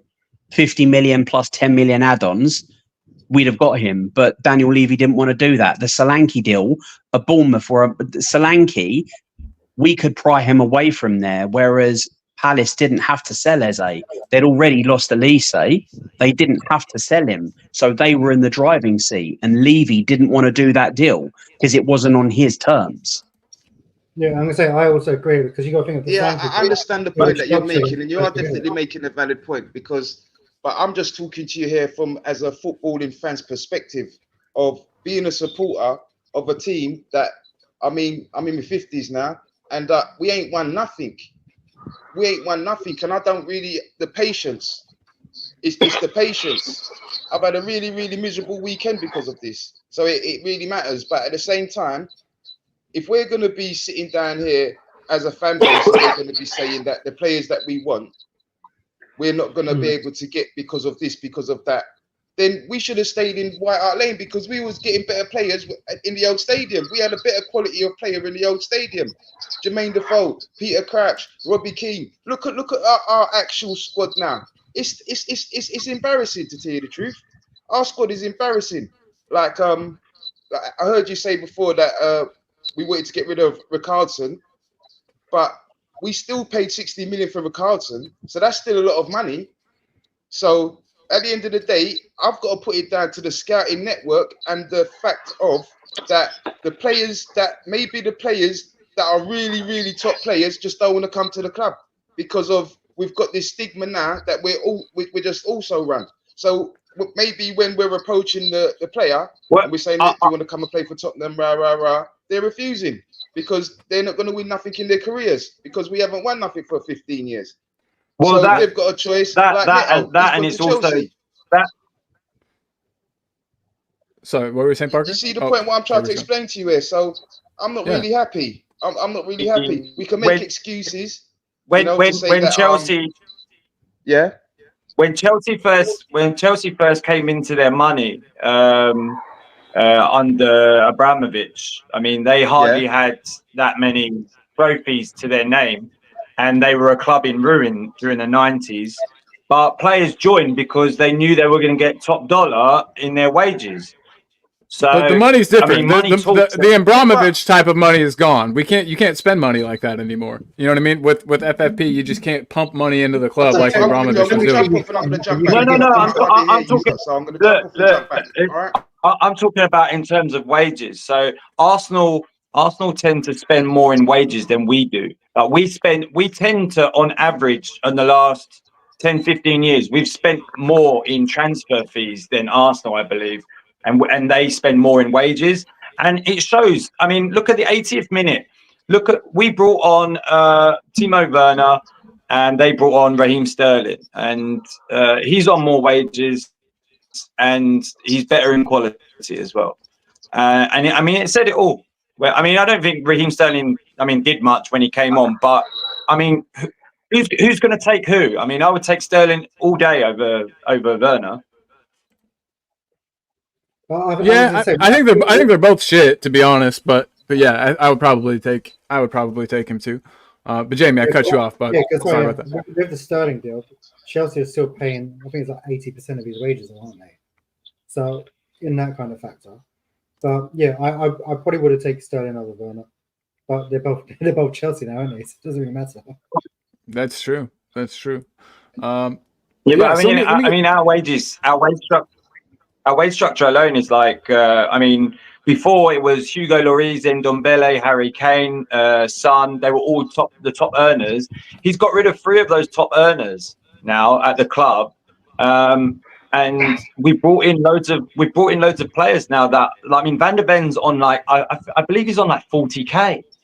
So where's all this? There is a massive talking point. It's like, where is this money going? Because you've saved so much money now on wages by getting rid of all these players. So where is the money going? I must have to say one thing, right? That if you're a professional footballer and you want to win something to try to be at the top echelons, why are you really going to come to Tottenham? If you're going to want to earn money and just say that the money and you can get a decent wage from Tottenham, then you're going to be coming to the club for the wrong reasons. Like Timo Werner, for example. I'm not too sure, but it's 165 a week for his. Now, us as a fan base, we saw what he done last season. We had him on loan. Now, we could all say that he never really contributed that much. But someone in the club, if it's the manager, Ange, whoever it was, said, yeah, we want him again for another year. to me, that just shows from the beginning of the season where we were going with this transfer market, because we know he's not good enough. There's no other top 6 team in the league that will be willing to take Timo Werner and pay him that money. So we're lacking ambition as a whole. We're just lacking ambition. And on Sunday, it showed. It showed. And I'll tell you something else, right? The players, I'm thinking that they're stopping to believing in Ange now. You can just see it in their body language. They're not believing. They're not believing in what he's saying. They're not believing that this brand of football is going to get us success. They're not believing that. They're not believing that. And slowly, it's going to deteriorate. I like Ange. And I think that he gave us a feel-good factor when he first came in, because it was so much doom and gloom. But at the end of the day, he's supposed to be a football coaching manager, not like a uplifter. His tactics are a little bit naive. And for some reason, I was watching the game on Sunday and I knew we were going to lose. I knew we were going to lose. My brothers are Arsenal supporters, all my family, and I knew we were going to lose. I just didn't feel confident watching the game, thinking we're going to win this game. It didn't say that to us. And when the free header came and he scored the header, all of us as fan base said, "Yep, we knew it. We knew it was coming." So what is he coaching? What is Ange actually coaching? If we can see it, what are they doing week in and week out to stop these errors from happening? Because it's hurting us as a fan base. We're in pain, and it's happening consistently. I kind of disagree. Sorry, go on. No, I just want to quickly go back. I just want to present something.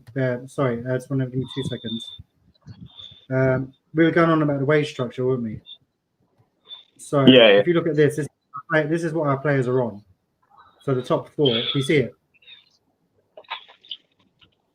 So you got Son's on 190, Maddis 170, Timo's on 165. But someone said about Mickey. So Mickey's only on 25k a week.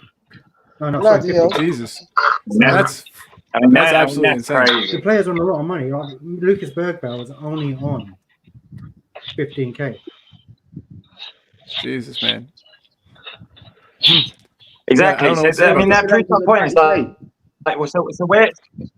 So where is this money going? So like the money we're saving per month on some of the big earners that have left the club is in. I mean, I'm forgetting even Højbjerg as well. Like he was probably a bigger earner as well.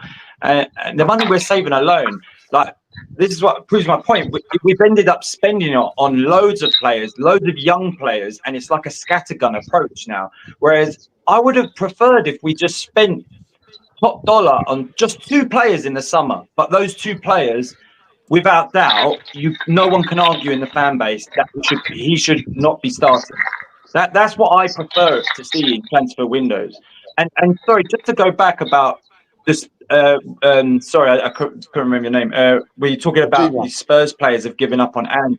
I kind of disagree, because I saw a lot of fight from the players. I mean, they were getting stuck in the tackles in the derby, and even in the Newcastle game. Like, I mean, both games, possession-wise and pace and running ability, like you can't fault any of the players. Like I thought they were giving their all. I just don't think the tactics are working. But don't you think though, as a Premier League manager, if you're setting up to play Tottenham, that you're going to set up exactly the way Arsenal did? Give them the ball, make them knock it side to side, let them run out. There'll be a space counter them. Yeah, get them on a set of piece. course. But that's not. But of course it is. But that's not a proof that the players have given up on the system. They're just doing what they're told, I think, and the system's not working. That's all I think it is. I just want to say, I kind of disagree with you there, because. So let my question to you, Junior. Sorry, is what body language are you seeing in the players that you feel that they're giving up? Because the body language that I could see from under Conte and under Nuno, like they weren't running for the ball. They weren't making challenges. Sometimes the attacks would just peter out. I've not seen any of that so far. Well, maybe that point there, you're saying that they're running longer and maybe they're making a bit more tackles, so they're a bit more committed to what Ange is getting out of them. But I don't see where that they're training to say this is how you break down a low block team. Like we open them up like this or we do it like that. The team sits back and we don't seem to be able to get any penetration. Arsenal got on the back of us like 2 or 3 times when they got corners. Would you disagree with me? No, I agree. Will you repeat that? Sorry. What about Arsenal with corners? Sorry, I was trying to get through some chat. Right. No, the point what I'm saying to you is that where I think that the players are not believing in Ange anymore is because of their performance. It's not because of actually what their body language is doing. If you look at Maddison now, I think Maddison, he doesn't really look like he believes in what he's actually doing is going to get. He's playing all right from the beginning of the season, but I don't think we're getting the best out of Maddison. And that's the truth. And he's supposed to be our link man, our architect, our man who gets us going. He's not really doing enough. He's not really stamping our authority on the game. He was so deep. Like there was times where there was literally like a 2-yard pass from a defender to Maddison. And hey guys, I just want to real quick. I want to say hey to Dan E. Dan hasn't had much to say yet. We haven't given Dan much of a chance. Dan, what's up, buddy? I know you wanted to come on and have your say, and I feel like we haven't let you say anything yet, buddy. Sorry about that. Pick up, mate. You all good, yeah? Yeah, no, we're good, man. We're good. Obviously, you know, pretty upset with the result and the results in general, but you know, I'm the eternal optimist. You'll find. So I'm trying to remain hopeful. Trying to you know keep positive, but it's not always easy, even for a guy like me, a naturally positive guy like me. And I know you're on the total opposite side of the spectrum as me. So yeah, I just wanted to get kind of your point on things. What you thought from the match the other day. What you think about Ange in general. What the problems are. Yeah. You know, I just wanted to give you a chance to kind of get some out there because you know we haven't let you talk yet. Big up all of you on the panel as well, yeah. Like I just want to say about the North London derby yesterday, mate. Like personally, the second half was not good enough, man. Like from like the fact is that, and the thing is that we're saying about the corners conceded from corner kicks. It's like 16 months now into Ange's spell here, and we're still conceded from corners. It's like every corner we face, I'm petrified we're gonna concede from it. People might say that's Romero's fault here that we conceded from that corner yesterday. But the fact is that we're 16 months into Ange's spell here, and we're worried every time we face a corner. That's an Ange problem. Yeah, that's not just a Romero problem. Yeah, so we have to then look at this transfer window when people say that we're about the transfer window. Well, why is Ange then saying at the beginning of the season that we could potentially be in a title? We could potentially be in a title race if this transfer window is not good enough.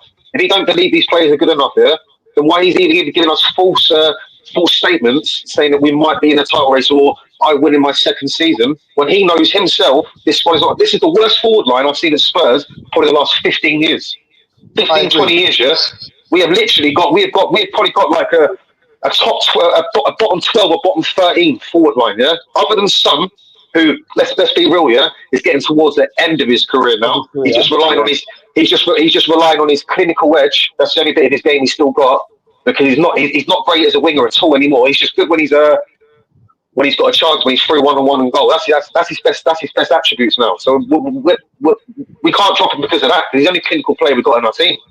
But then we're looking at Brennan Johnson. Brennan Johnson is trash. I'm sorry, yeah.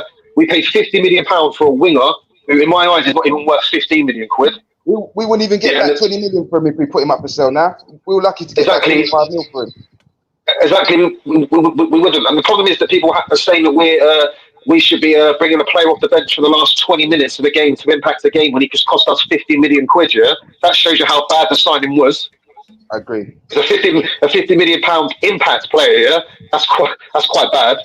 And then you have to look at the part that really gets me. Like Arsenal did not even have to get out of second gear for that win yesterday. No, like if you look at parts of that game, like I could see that we were going to concede from that corner even before that corner went into the box. So that's the worrying part as a Spurs fan that I'm worried about. Like if we could play Coventry on Wednesday, yeah, a championship side, yeah, and they don't have to play the ball on the floor, they can just target us at set pieces, which any smart team are going to do. You could see the Arsenal fans almost celebrating as if they got a penalty every time they got a corner. Yeah. Exactly. I was petrified every time we conceded a corner. I was like, just keep it away from giving away a corner. It's like literally, And we like you gave said, them it's two like giving corners away. for no reason as well. Yet we gave away 2 corners like with. Can I say though? I think that some of it is on Vicario. I think Vicario needs to be stronger. He needs to I was catch the going to ball. say that. I was going to say that. How can the ball be landing in the 6-yard box and the keeper is not challenging? I did get that comment as well. I'm not going to 100% put the 100% blame on Ange for the set piece as well. Yeah, because the players are the ones who have to defend the set piece. Yeah, at the end of the day, yeah, Romero's the one who isn't strong enough there and takes a little push in the back here, and for some reason completely takes him off balance, completely 100%. Like people might say, some people in the chat might say, "Oh, it's a push. It should be a foul." I'm sorry, that is soft as hell. If that was given, if we scored a goal from that, yeah, and that was given, if that was disallowed on our, and we scored that, yeah, we'd be going mad. We'd be going nuts. I'm gonna say it's a physical sport, so you're gonna get kicked about. It's just maybe what we need to do is make Romero wear an Argentinian T-shirt underneath his Spurs top, and then he might get a better performance out of him. Because make him think that he plays for Argentina, then we might get a World Cup performance. I'm gone. Yeah, so I was going to say the reason why Romero plays so good is because Argentina got so many better players than us. So that's why. And plus, they slow the game down. Ours is actually full front. So, oh my God, does he slow the game down though? Jesus Christ! Every time Romero gets the ball, he holds on to it for far too long. Far too long. Another reason why Argentina do really well is they have 2 workhorse midfielders in front of their defence in Paul and Paredes, who work their asses off as well. Literally, they cover so much ground, for that defence as well. So they don't really expose Romero in that system. Where in our system, we're exposing Romero quite a lot. Yeah. But also as well, he's not been good enough the last few games. The problem I've got with this as well is his system's become so over reliant on Van der Ven, on one single player. That's terrifying. And the problem is that's the only. When I look at the transfer window, that's the only thing like really out of his transfer since he's been here that he can really justify is really the Van der Ven signing properly, because that's the only thing in this system that's 100% worked. Yeah. And I think there are 2 injuries that can completely ruin our season, and it's Van der Ven and Vicario. Because imagine if Vicario gets injured. Who got in goal? Exactly. Second choice goal. We've got like an absolute fossil in goal, and a bunch of youth goalkeepers that are all in the Europa League somehow, and Jed Spence isn't. Yeah. Is he going to play Forster? Is he going to play Forster on Wednesday? I've got a feeling he's going to as well. Please God, no. Please God, no. If he does, he might actually cut the Carling Cup on Wednesday because he's going to have to drop. He can't play Vicario he ain't going to play Vicario 58 because we've also got the Europa League now this season, the League Cup, the FA Cup as well. He ain't going to play Vicario 52 games in a row in the season, is he? So he's going to. I've got a feeling he's going to play. Why not? I've got a feeling he's going to play Forster on Wednesday. But why not? Why couldn't the goalkeeper? I want to play him. No, I want to play him every game. Brandon Austin. Sorry, mate. Brandon Austin put a game goal on Wednesday. I hope he does. I hope he don't play by Forster. Yeah, I don't think after Fulham, exactly after Fulham last season, I don't think Forster's going to see much more, if any, game time for us. He better not. So why did he get a new contract then? Fair. That happened after the Fulham game, mate. He got a new contract after the Fulham game, mate. So why are we giving him a new contract if we're not going to at least play? Is he just a training goalkeeper then? They probably gave him a contract. I hope so. Yeah. Like you did well. Like another question: did you see that Arsenal bought on the 17-year-old yesterday? What's his name? Anera. Yeah. I would have rathered Mikey Moore stay in the first team squad and don't sign Werner. At least he's with the first team squad. I think that would have been better for us as a whole. I don't think there's no direction in what we're doing. Was Mikey Moore on the bench yesterday? I don't remember. No, he's not. He weren't. No, he weren't. No, so because he weren't. So that's why. When I look at the Mikey Moore thing, mate. When I look at it personally, in the summer, people were like saying, "Oh, look, he's going to really get might get some minutes this season in the first team." It looks like the only reason why we done that was to stop him from going to another club. So we had to offer him that contract when he turned 17, and we had to obviously give him the promise of being in the first team squad. It was to stop him from going to because there was teams in Europe that were linked with him, and there was Man United and Man City. Man United and Man City and Chelsea wanted him as well.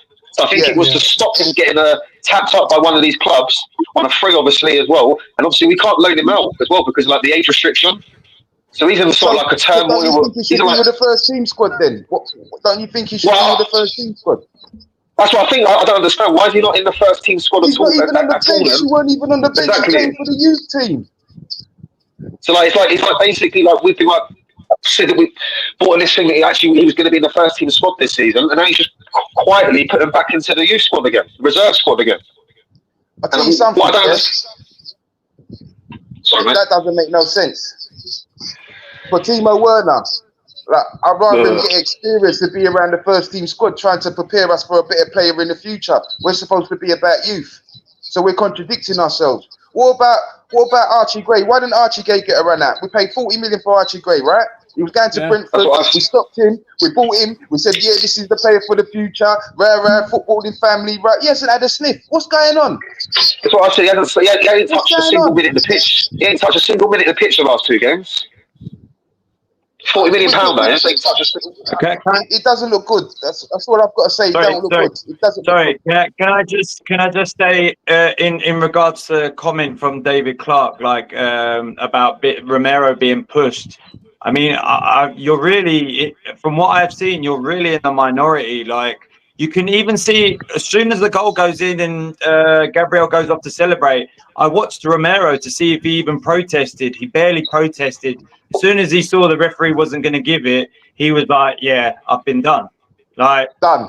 And he knew that it was barely a push. It wasn't a push. Like it's Romero's momentum. It's Romero's momentum that makes it look like he's been pushed more than it actually has. Everyone can see it. It was not enough to give that a foul. It was perfectly fine. I don't think Romero knew where his man was. Romero was watching the ball and he didn't know where Gabriel was. So Gabriel came behind him. Ran in front. It was Mickey Mouse defending. He ran in front of Gabriel. Gabriel came behind him and then he gave him a little push to give him some space ahead of the ball. It was a joke. It's not. Sorry, mate. Oh no, you're good. It's not a foul. That's what I'm saying. AJ said that earlier.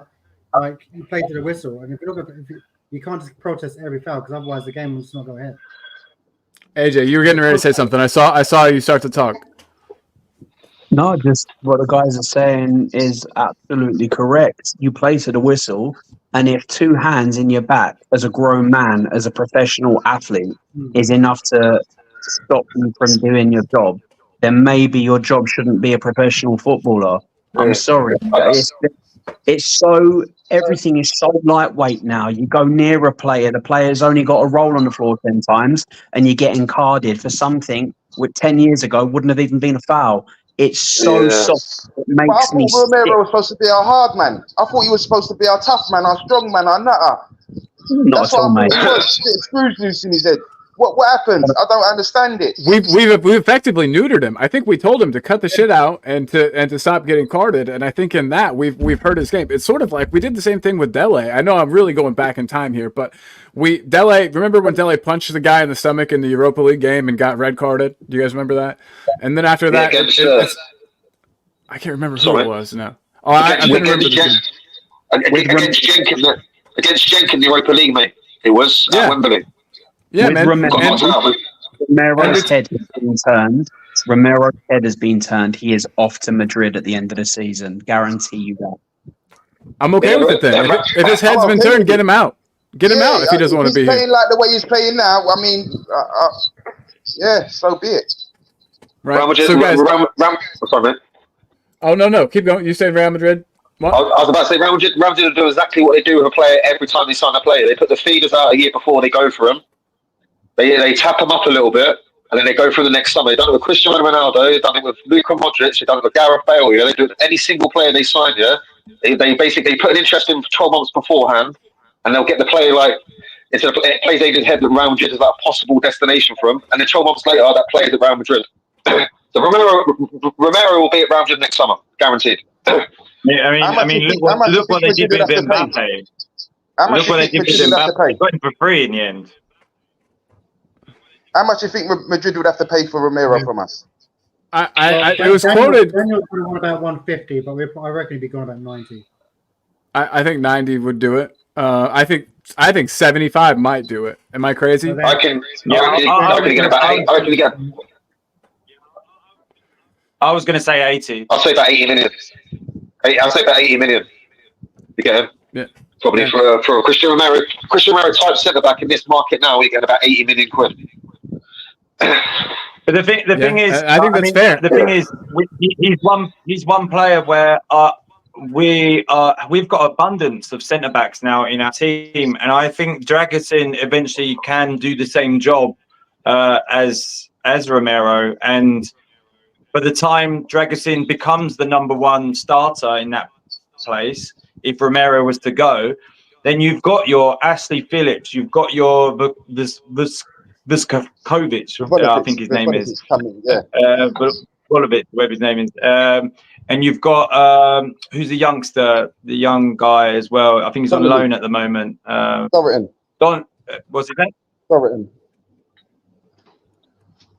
Oh yeah. Dorrington. So you've got 3 of those centre backs. Yeah. You've got Dorrington. Yeah, so you've got 3 of those centre backs as well in the pipeline.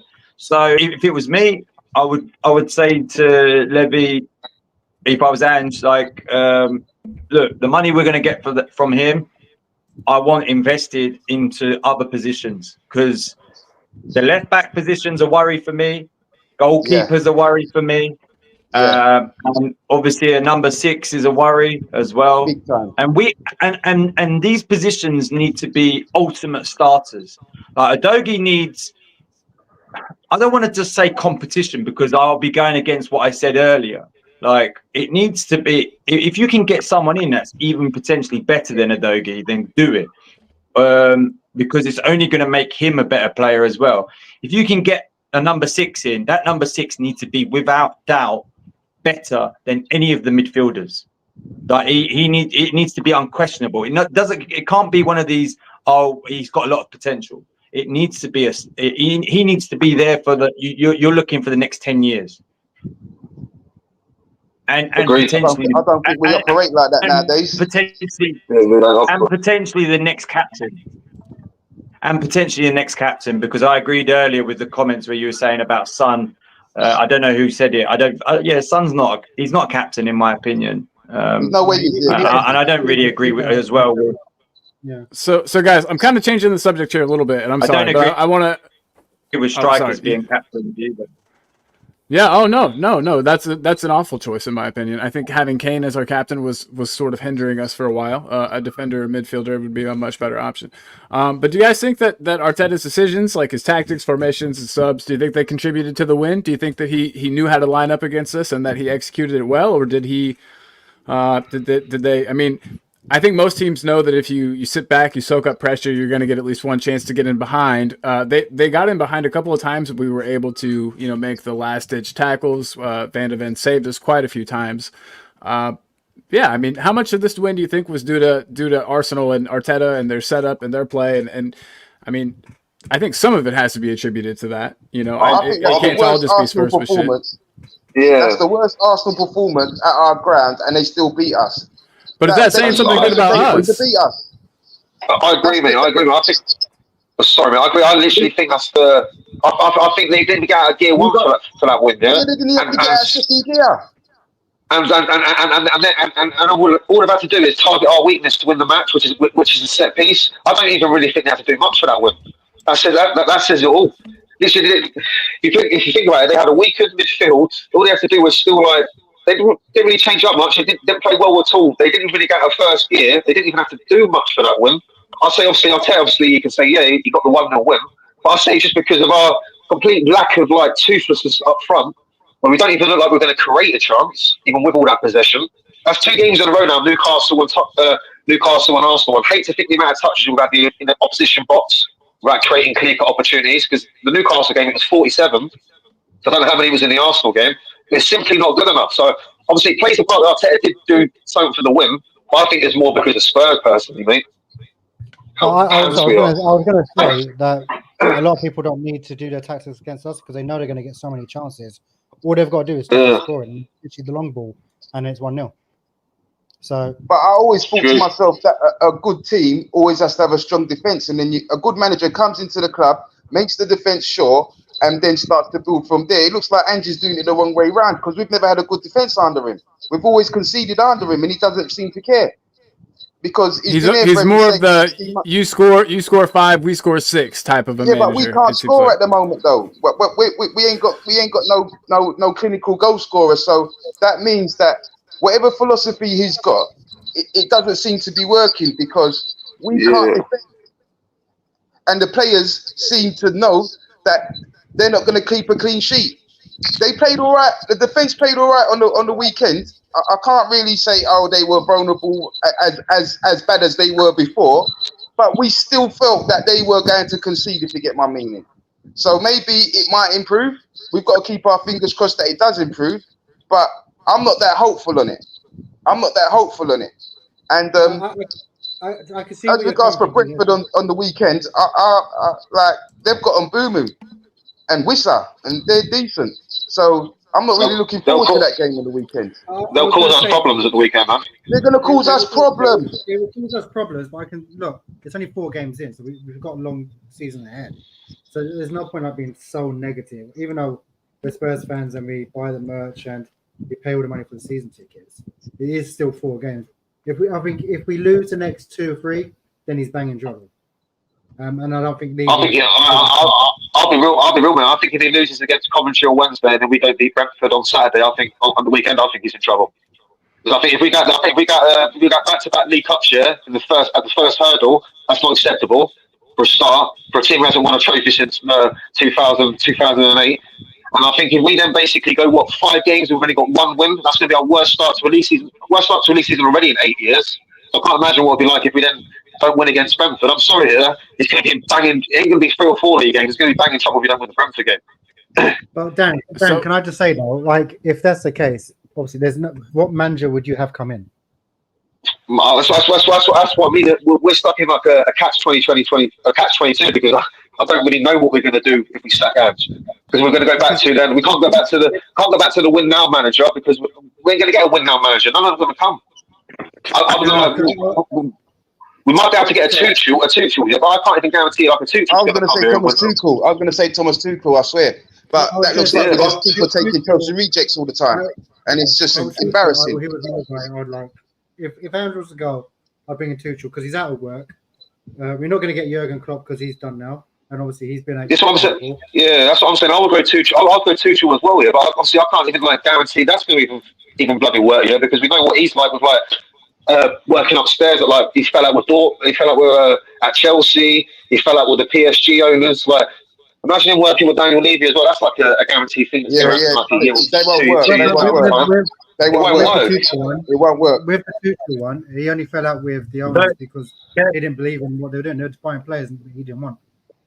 So he never leaves a club. He never leaves a club in good terms, though. Tuchel, wasn't it? I've noticed that he always leaves like a club always falls out with the hierarchy. Like Daniel Levy and him, it's guaranteed it might work for the first year, but 18 months down the line, for a fact it's going to end up horrible. So Tuchel's more of a short-term thing, like a 12 to 18 months thing. Like we're going to have to win a title within that sustainable period. So I don't really know what we're going to do long term. But I was going to say, he only stays at a club for 2 Can I just go back to in regards to the tactics discussion for Arteta, because I think he definitely adjusted to he adjusted massively to the injuries that he was given. And my question to everyone, including the chat, if Ange had lost 2 of our best players before the North London derby, would he have changed his tactics? Because I don't think he would have. He would have gone in with the same tactics he always does. So Arteta thinks of defence to hit us on the counter attack. But if he had Odegaard and who's the other injury he had, Rice, they definitely would have played differently and they would have attacked us more. But Arteta changed his tactics to what team he had, and I don't think Ange would have. I think he still would have But he gone showed- it all out attacking. But he You know showed that last. maybe He showed if last. they had if they had Declan Rice and Odegaard, maybe that might have played into our hands more because they would have attacked us more, which means that we might have had more space in behind. You just never know. But with him sitting down on the edge of his box, we just couldn't break him down. We just couldn't break him down, and it didn't feel like we were going to break him down either. None of our attackers, it felt like they had the ability to break this low block. No one couldn't have the ability to beat a player or anything, which boils down to Brendan Johnson, which I don't have a go at him, but he doesn't fill me with any confidence when the ball's been knocked in front of him and he starts sprinting and he's got all that space to run into. I just know he's just going to mess it up. You know what I mean? He's just going to mess it up. He doesn't feel with any confidence. So, Ange now, he has to, like, the young player there, Odegaard, maybe you're going to have to try and bring him in or play Gray, because we haven't seen Gray. We don't know what Gray's got to offer. Bergwijn look decent, but we haven't seen none of these players. He might have to shake it up or freshen it up, because at the moment, it doesn't look too good. Yeah, well, what I was saying, when we're chasing a North London derby with like 20 minutes to go, and he looks around and he's got the subs to come off the bench to try and impact the game, we've got Werner and Wilson Odobert as our two impact players. Yeah, that shows you where this transfer window's gone wrong. I'm sorry, that's not good enough, man. That's like the bottom 12, 14, 13 impact players you have to try and win a game. Yeah, that's not a big six club in a North London derby impact players to try and win a game. Odobert and Timo Werner. Like this, people have to say, like, we can see, like, the transfer window simply has been horrible and horrendous now when you look at it. Yeah? I think only one player has started yesterday from the transfer who actually signed the transfer window, that was Solanke, and that's only his second game, obviously coming back from an injury. How many of these players in the transfer window we signed this summer are actually going to impact the squad this season? Well, Archie Gray, I'm a fan of Archie Gray because I watched Leeds quite a lot last season, so I've seen a lot of him in the Championship as well. So I do rate him. I do think he can step up there. Obviously, Ange was just in two big games against Newcastle and Arsenal, when obviously we needed someone to make an impact off the bench. He's not looked at Archie at all. Obviously, shows he hasn't got much confidence in Archie. He's barely played Bergwijn at all in them last two games as well. So when Spurs fans have hyped up Bergwijn a bit too early, saying, "Oh, this guy can change a game," people wanted Bergwijn to start against Arsenal. He didn't even get off the bloody bench against Arsenal. Yeah, so maybe Ange don't have the confidence for what some Spurs fans doing Bergwijn. I just think the transfer window, when I look at it now, yeah, it's horrendous, mate. It's probably a 2 out of 10. Because people getting on Solanke's back a bit too quickly, yeah. Like, Solanke's only just come back from an injury. That's only his second game. Like a striker, and sometime at number 9, it might take them 3 or 4 games at a new club to score their first goal. And as soon as they do, sometimes they hit like a little fire run. Yeah, you can't really judge a number 9. No, He's played one game. that would be fair. Yeah, he's played one game, and I think that was the first game of the season, or I think it was the first game at Leicester. Then got injured for the next 2 or 3, and he's only just come back this game. He's barely played 180 minutes for Tottenham. I thought he looked good. Really... I thought he looked fine. I mean, other than the time where he should have had the shot, but he dribbled 2 or 3 times and then ended up, losing the opportunity. I thought that he had a good game. He's the only player that we've got that can get his head to the ball. The only player we got up front that can get his head to the ball. He was trying his best to. It was atrocious though, because he only had like 1 or 2 balls to even try to attack with his head. We're not even giving him a chance to kind of. I don't know, man. Sometimes it's nice to see a striker actually heading the ball, because I've never seen Son header, so it's nice. But he was getting around and he worked back to win the ball when he lost it. That's what I like. So at least it's only his second game. He's had an injury as well. Yeah. I mean, he's definitely going to start against Coventry. So once he gets that first goal in, they should start flowing. But we just need to and Saliba is a top defender. Gabriel is the top defender, so they gave him a hard time. I was going to say Saliba. I didn't rate him that much yesterday. Gabriel was the danger man, and we said that in the stream the other day. If it's a set piece, that man's going to get on it. And what happened? Me, you said that as well. Yeah, I did. I rate Gabriel. I rate Gabriel more than Saliba. Because he was the obvious threat from set pieces, man. You could tell before the game started, that Gabriel, I think, scored the most goals from set pieces for a defender over the last couple of years. He's a massive threat in the area. And the fact that we let him get a free header, not only that, I think that game yesterday. So is Christian Romero our best header of the ball then? Christian Romero, is he our best header of the ball? No. Why did they put Christian Romero? Why didn't they mark our best header of the ball to mark their best Gabriel, who you're saying was one of their best headers of the ball? Why was Romero even marking them? That's the problem. Who's actually our best header of the ball? Solanke, unfortunately. Solanke. Van de Ven's not great in the air, even though he's quite tall. I've not seen a Doge. I'm not about a Doge, but Porro's. I'm not saying he's great in the air. He's a small guy. Yeah. So really, you should have been putting Solanke on him.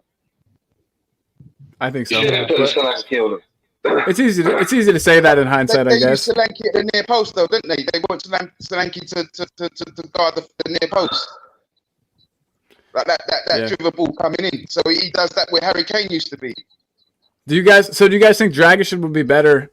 Honestly, be completely honest, no bias here, because I know we all love Romero. Romero's a great player. We think of him as one of the best defenders in the world. But are we at a point where we need to play Dragic instead? Would Dragic perhaps be the better option? I know, and for one thing, Dragic picked us over Bayern. I like the fact that he wanted to come here. He showed, you know what I mean. That now, isn't he?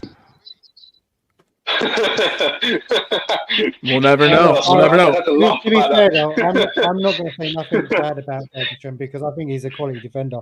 I watched him last year, and obviously I know we're having his brother on next in 2 weeks, so I don't want to slate him. But I feel like he's a decent defender, and he's got the Toby-esque wise. He likes the long ball, and now we've got Solanke doing the runs. We might actually see that more because we can say. We can see how this system's sort of based on that. You see what you said about Dragic coming in for Romero? I don't see that much as a problem because our system's all based on Van de Ven and the pace of Van de Ven. Yeah, we can't lose Van de Ven in the starting 11. Dragic to Romero, the pace difference is quite similar. Yeah, Dragison's nowhere near as good on the ball as Romero. Like build up. Sorry, mate. Like.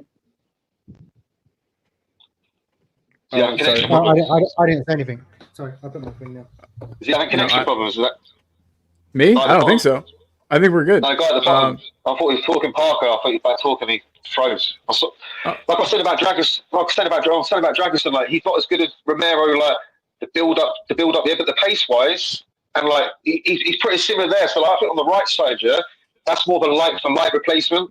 We don't have any light for light replacement for Van de Ven. That's where the whole system falls apart if Van de Ven gets taken out. So if Romero gets taken out for Dragic, I don't see that much of an issue.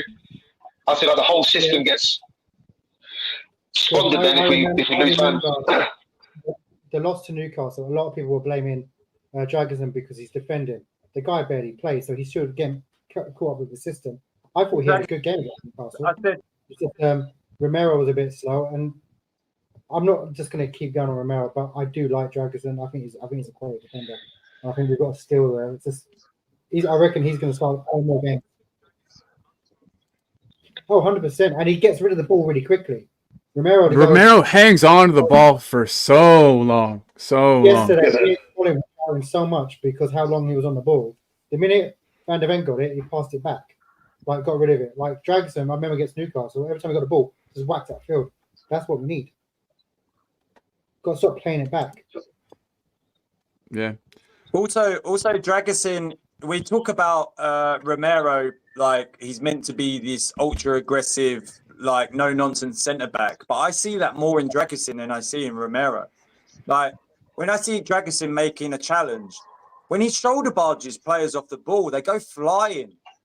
Yeah. Like he goes in with a lot more aggression than Romero does. Like the aggression Romero used to do, it was not like focused aggression. Intelligent aggression. It was like Romero's was like reckless aggression at times. That's why he was getting slated at the time. And I used to hate when people were saying he's the best centre back that we've had in the Premier League ever. And I was like, are you kidding me? Like Ledley King, in my opinion, there's no one there's no one better than Ledley King ever. Like Ledley King by far was someone who couldn't train all week, and then he would come in, and our points total with him in the team compared to out of the team was crazy. Like, and the fact that other top players all over the Premier League at the time said that he was by far the best centre back they'd ever played against. Like, Ledley King is the epitome, and people were just because Romero was doing these big no nonsense like slide tackles at the time when he first came into the club. People still got that opinion of him, and I think more criticism needs to be labelled towards him at times. Well, I know one thing that Gabriel wouldn't have been able to push Dragerson like that. He wouldn't have moved him so easy. No way would he have moved him. 100%. Yeah, Dragerson would have definitely defended that corner though. He would have stood his ground. 100%. Yeah, absolutely. Absolutely. So, guys, real quick, before we get too much further into this, we've got some new people in here, and we're kind of slags, so we gotta push the sponsor a little bit. I wanna throw them up here again. We've got a pretty cool sponsor, and I want to play this little video here that we've got from them. Let me find it. I'm not the best at this yet. Boom. It is, guys. We've got Alloy Collectors. Jamie, you might be better at describing the product than me since you actually own some. But So we're our new sponsor of the channel is called Alloy Collectors. They're like a metal jersey collectible. They do Spurs, Chelsea, West Ham, PSG. They're talking with other Premier League clubs, which is coming in October. New Spurs jerseys out in. This is what they look like in front. So they come flat packed or pre-built. So we went with Van de Ven because obviously we like Van de Ven. So you get 15% off with our code 2sides. All the link is in our bio. Boom, boom. Just wanted to get that out there. Yep. And then, sorry, what was that, bro? That looks nice. Yeah, they're pretty cool little collectibles, man. Yeah, and if you got any football fans in the family or anybody you want to grab a gift for, make sure you use that discount code. And then we've got some of our own merch coming out soon too. Some shirts, so watch out for those. Jamie, you're not wearing yours right now, are you? No, like it's in the wash, but I've worn it like 2 days in a row. So no, the new merch is coming out. The store's up live. It's just I need to put the products in. It's just a really long sweet process. Oh, we got a trailer. Yeah. Quickly.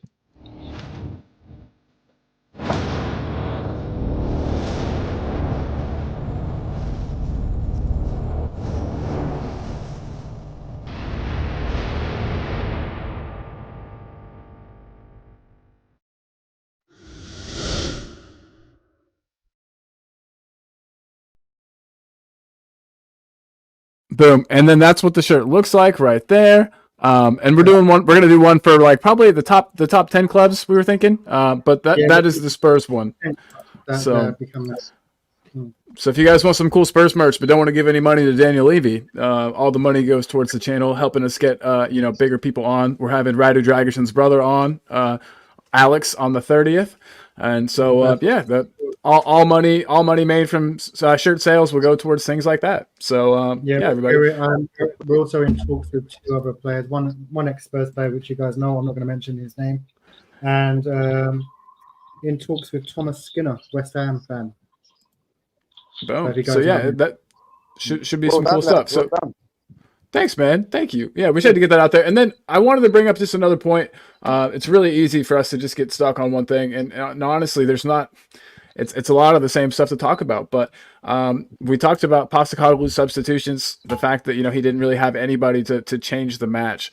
Do you think his substitutions came too late? I mean, even if he had the same players to sub on, do you think that he should have made the subs sooner? I definitely do. I was crying out for subs long before they happened. I think even though Odegaard doesn't have the numbers, I know that if you look at his stats in the game, he still doesn't look like anything special. He didn't do enough, but he wanted the ball. He made himself available. He was willing to run inside, outside. I just see more promise out of him than I do any of our other players. I almost would rather start him and then bring Son on later in the game. I know that's like blasphemy to some people, but yeah, I just think that his youthful energy is good, and I think once he hits the back of the net once, I think they're going to flood in. I know that people will say, he doesn't have any end product, but how many matches has he played for us? 3. You know what I mean? Like, I think that's awfully soon to write a player off and say they have no end product. I know that he's obviously not the finished article, but yeah, do you guys think the substitutions came too late? And I'll start with Dan. Dan, what do you think about the subs, man? Who were the subs to come on then? I can't remember exact minutes they come on or anything like that. Well, who was the first? We saw the first sub to come on. Werner for Madison was the first sub.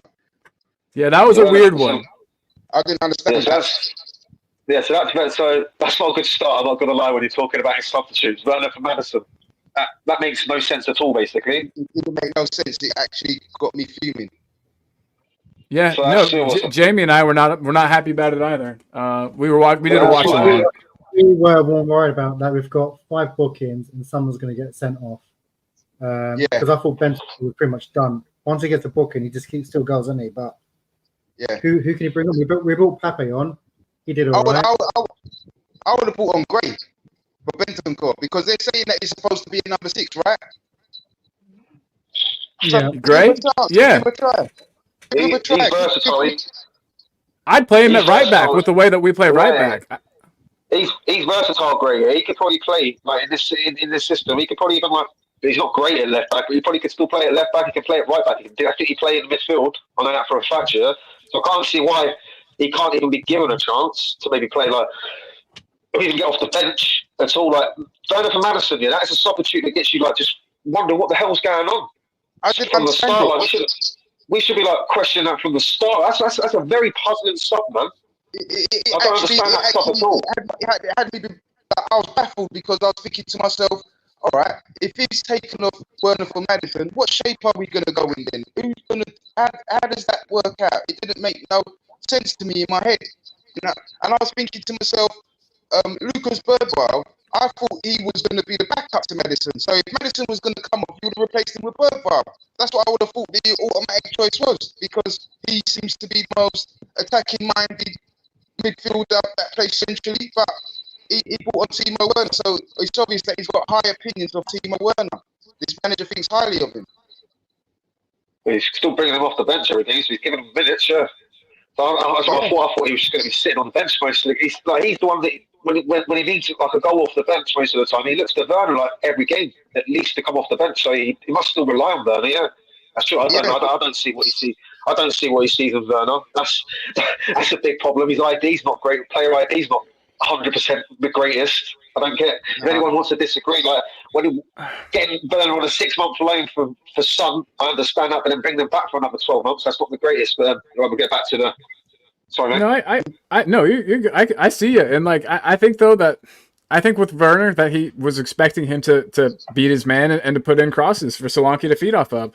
We know that Solanke is that type of player. Obviously, he can create for himself a bit. He's faster than he looks, much faster than he looks actually. But he is a player that thrives off of service. And for good or bad, I can say that last season at least I saw more of Werner beating his man and putting a cross in than any of our other wide players. So if that's what he was looking for, I guess I could see it. When you don't have many options to choose from, you got to go with what you got. But it is alarming. Yeah.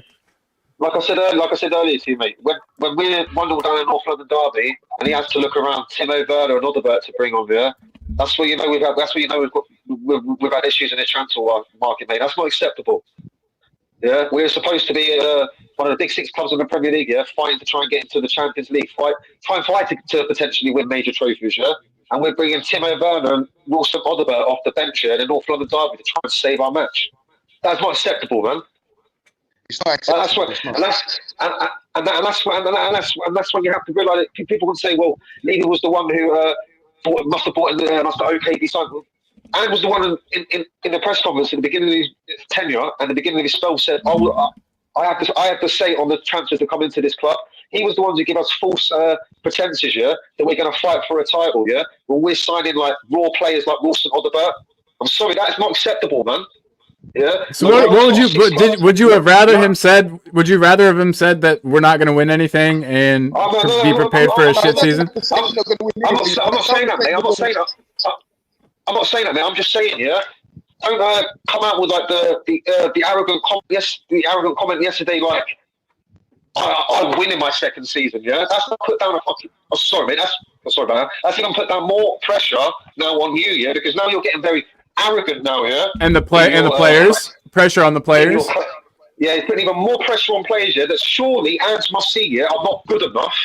I'm sorry, if Brennan Johnson, Timo Werner, yeah, Wilson Odobert, yeah, and a 32, 33-year-old Asian son, yeah, is a good enough forward line to potentially fight for titles, yeah, I'm sorry, yeah, we're all done as a football club, man. That is not good enough. That is barely a top 12, top 10 forward line. Yeah, and he obviously is defending that, yeah, and he's coming up giving us like he put down even more pressure on himself now by saying I win in my second season. I don't usually. I always win in my second season. Yes, yeah, that was great. It's probably one of the weakest. It's probably one of the weakest attacking lines in the whole of Daniel Levy's era. I'm trying to think of. I'm trying to think of a weaker attacking line under Daniel Levy. Maybe right after Bale left, and we had Soldado up top. We had on the wings, we had Eriksson, we had Lamella. That wasn't a super great front line. Obviously, we had Adebayor, and I think we had Defoe as an option at that point still too. So, I think like you said earlier, about the fact that would have been a bit more better if he come out and said straight away like, "Oh, we're not going to win the league or anything." I think it'd have been a bit more understandable to fans here if he would have just said like, not been bluntly how like Conte said it and said, "This is not my bloody Simon here," but said that we're going through a transitional phase here. It's going to take more than 2 or 3 seasons, yeah. Yeah, come out and say that at the beginning, yeah. Don't come out and say within the first or second season, yeah. I want us to be fighting for the title race, yeah. And in the second season, come out in an interview and say, "No, I win in my second season," yeah. Because no Spurs manager has won anything since 2008, yeah. And now you put yourself a marker down that you're going to win when you just had your worst start to a league season in 8 years. Yeah, we've just lost our first 2 back-to-back home London derbies, yeah, for the first time in 20 years. Yeah, he's the first manager to do that since Martin Jol. Let's get that out there, yeah. I don't even think Martin Jol ever done that. It might even be before that. But I know we haven't lost back-to-back home London derbies, yeah, since before 2008. They're talking about nearly 20 plus years. Yeah, and that's on his watch. That's not on anyone else's watch. That's on his watch. Also, I think someone said earlier, really early in the YouTube video, that someone said that even if he was to win a trophy, it potentially wouldn't even save his job still. And I kind of, at first I was thinking, I don't know about that, but then I was thinking about Ramos because he won a trophy and then he was literally gone within, I think, the first 10 games of the following season. Yeah. One day Ramos, yeah. I mean, it's true, because trophies sometimes it depends on the trophy as well, because trophies can paper over a crack. If we win the Europa League, I think that everybody changes their tune. But that's obviously a big if. I have no idea how this is going to translate to European football. It will also put us into the Champions League as well, Exactly. which in my opinion, that needs to be the priority competition to go for, especially with the Champions.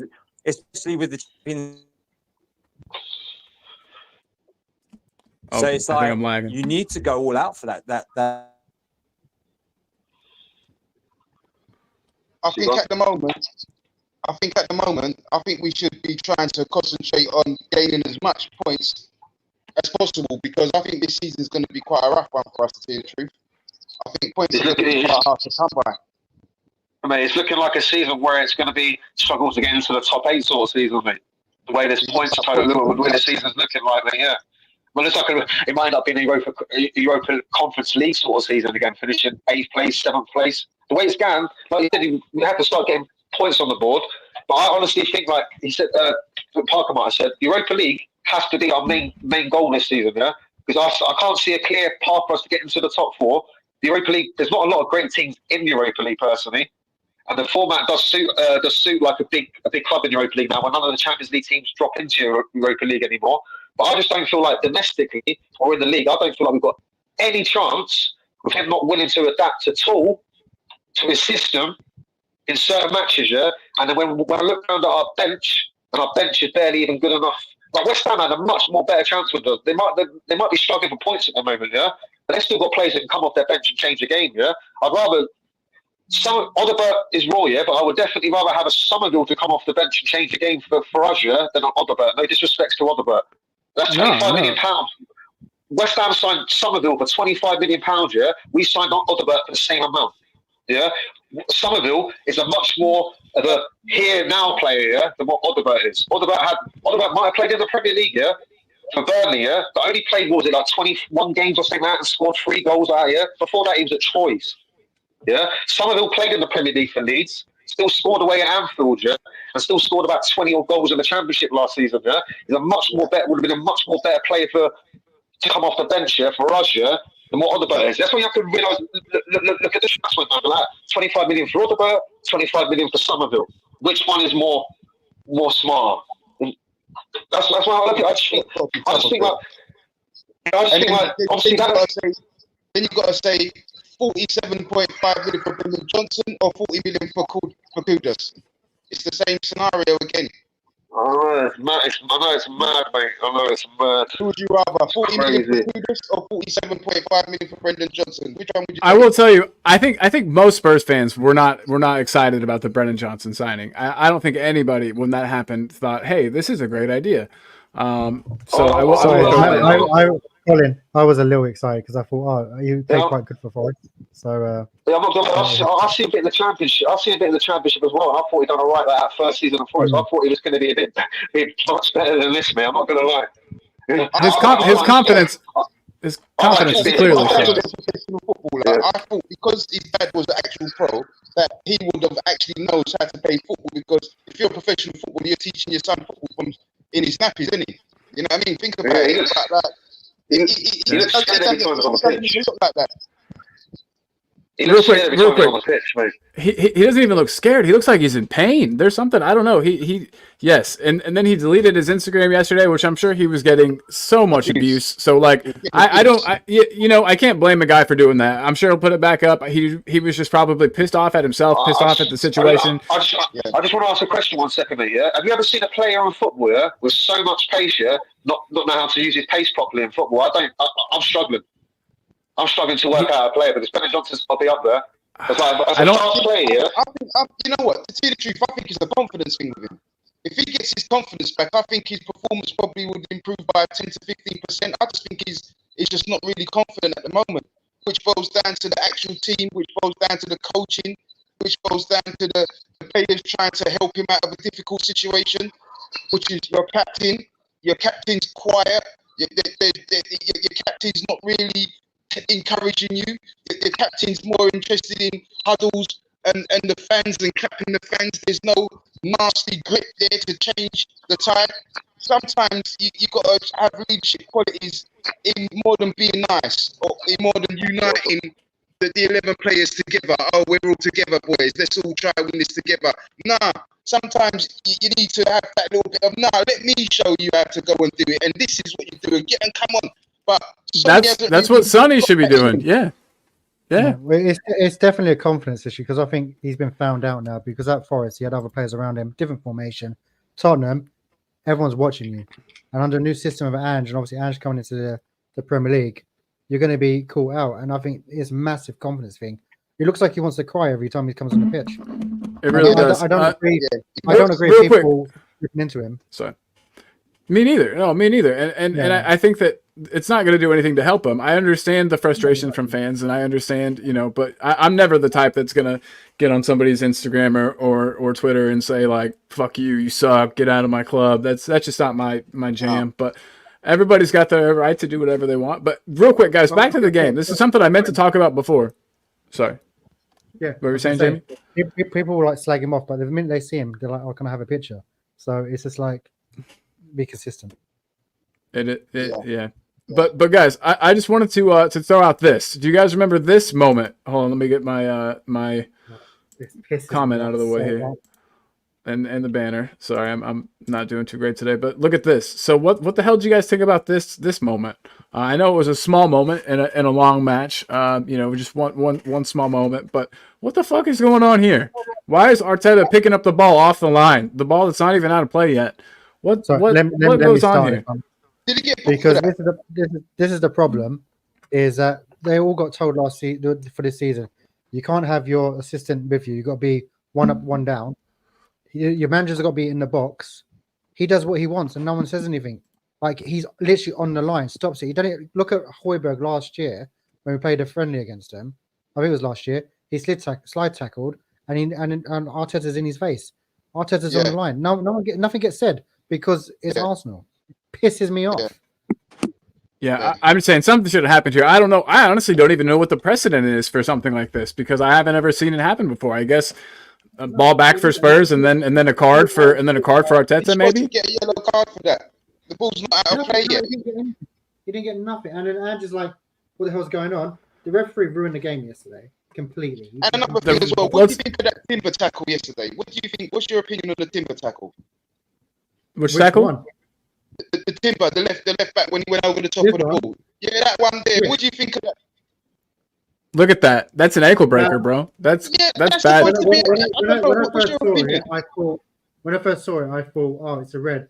But he did touch the ball first and went over. So I'm not going to be crazy. I think it was a yellow, but he should have got sent off for grabbing Vicario. And he should have been sent off with the yellow card for Johnson in the box. I think we got that picture as well, where he literally just rugby tackled him. Nothing happened. Yeah, that one here. That one, he did touch the ball first. Now I can understand the yellow card. I get that part, but he should have been sent off anyway. Yeah. But that's just my opinion. So I don't know the referee was definitely not good. I think he was one of those times where the referee wanted to be the center of attention, and that happens. You know, I thought when we had an Australian an Australian referee, I thought, cool, Australian buddies, our manager, the referee, maybe we'll get the preferential calls, but it did not seem to go that way. But you can't blame the ref for everything. I'm not trying to do that. I'm just saying it was a poorly officiated match, in my opinion. I don't know if you guys agree, but definitely don't think that it was the best. We can't blame the rest of the losers, though. We can't blame. No, there's only one referee in the Premier League. I think it's that pretty boy who thinks he's Mr. No, do you know what I'm talking about? He's a really big guy. I can't remember his name. I think we had him against Newcastle. That guy is the one referee. Well, this guy, I don't like him. Now, another thing I wanted to put up here, guys. So set pieces clearly are an issue. This is showing, goals from set pieces and goals conceded against set pieces, and this is across all of Europe's top 5 leagues. And you check out Arsenal there. Goals scored from set pieces, they are in first place. Yeah. And then goals conceded from set pieces, we are 7th.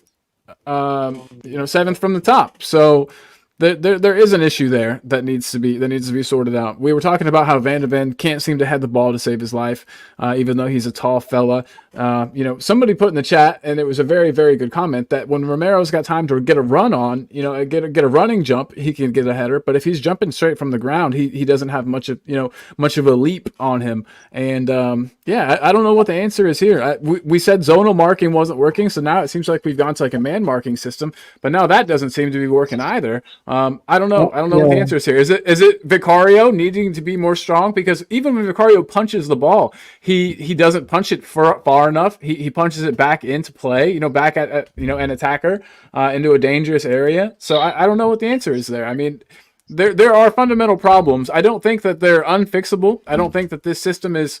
I think it could still work, and I know that everyone, especially you, Dan, you said it in the comments. You're tired of people comparing, us to where Arsenal were, but I think you have to a little bit. I mean, I think it's a fair comparison because there were Arsenal fans that wanted him drawn and quartered. They wanted him tarred and feathered out of the club. Get him the fuck out of our club, they were saying. And now look at where he's got him. And I think that you just have to, I don't know, I almost say we have to roll the dice and stick with Ange for a bit. But again, the next few results will I've got determine. to say this, and this is the truth, right? That even though Arsenal fans was asking for Arteta's head at the time, he still seemed to he looked like he had a plan still. He was trying to implement something. At the moment, for me personally, it doesn't really look like Ange has a plan. He has a plan of attacking football and inverted wingers and whatnot. I understand that part, but he doesn't seem to be adaptable. So, and I think that might be the death of him, because as a manager, you've got to be able to set up your team to play different types of opposition. You can't just say that you're going to play the same way week in and week out, because you're going to get found out. And I think that's the level that we're on at the moment. I think tactically, and as a manager, I think he has to. I don't know, but I just don't have no confidence in him at the moment, and that's the most important thing. Is I don't have no confidence in him. Do you think you don't have confidence because we've lost? Obviously, we're all hurting. But if we won yesterday, this conversation would be completely different. No. It's not just the result yesterday. It's going back from the way we finished last season and the way we've started this season. I would have liked to see a little bit more of changes, but it goes back to the players that he's got. He hasn't really been backed. So the finger's going to be pointed at him, but has he got the tools in a toolbox to really do anything? He hasn't really, but it's strange saying he hasn't been backed when you look at how much money he's spent. So it's I don't know. But has he spent the money or has Levy spent the money? Yeah, Dan, what's up? When you said earlier about the Arsenal thing and when I said earlier about the Arsenal thing and the Tottenham thing, I'll use this as an example, mate. This is where I've got issues with the second season thing with Arsenal compared to Tottenham. First season Arteta was at Arsenal. He used a different system to what he changed up in the second or first season. He went more attacking, and he saw that it didn't work the first season when they finished 8th place. And they did end up finishing 8th place the second season as well. But if you actually look at the second season, he more adapted his system to what it is now. And he actually changed up his system and become less attacking and more adaptable in his second season. So that's where the comparisons to the difference between Ange to Arteta. Ange is showing no signs of being adaptable at all to his system, even in the second season. And we're now 15 months into the season. That's where my biggest problems come with this and comparisons between the comparisons between the Arsenal and the Tottenham thing, because he showed signs that he was willing to adapt to this long-term structure that was going to be, and just shown basically it's my way or the highway. The way that it's got me doing it for 20 plus years is going to work in the Premier League. I'm sorry, up against managers, this might come across disrespectful. This is not me being disrespectful. This is just a complete honest truth. He's been in the SPL, he's been in the Australian League, and he's managed Australia. He's never ever come up against any high level quality A-star managers.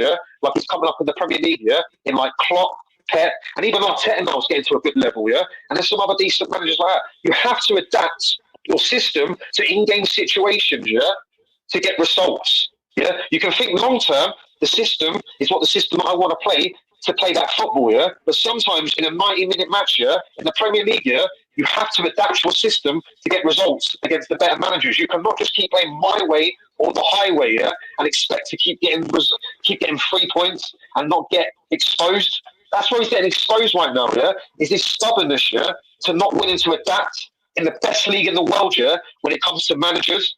And that's where my problem is. That's what my biggest problem is, This is me being complete 100% true. 100% true. I do not want him to be sacked, because I want Spurs to be successful. I actually want us to back a manager, But I cannot see now where he is willing to adapt. He's literally sat there and watched us lose 2 back-to-back North London derbies, and not change and still come out 15 months later and say we don't really have problems at set pieces. He doesn't really think we have that many problems. That to me is bizarre.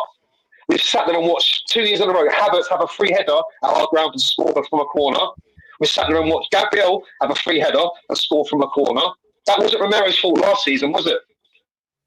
So when people say it was Romero's fault this season, we can't keep just blaming the single individual player for a system failing us. And right now, the thing is, the thing is with Harry Redknapp and Poch, second season they were at Spurs, Harry got top 4 within the space of 18 months. He got us from bottom of the league, Randy Ramos left us, bottom of the league 2 points after 8 games. In the space of 18 months we were in the Champions League. We played like Luka Modric, Bale, balling for us, Harry done really well in that second season. First season, Pochettino finished 5th. He didn't really do great. Quite similar to Ange. He finished 5th, The second season, he got us in a title race, mate. Where literally, if it weren't for Leicester being on some another level all season, we probably would have won the league that season. We had the best defence and best attack in the league. So, I'm not seeing any signs from Ange at the moment, that he's going to have like a Harry season or even like a Pot season in the league. I see guys going backwards, not Can forwards. I point out? That's the problem.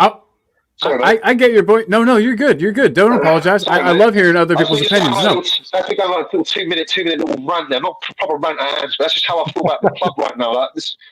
Sorry, I man. love it.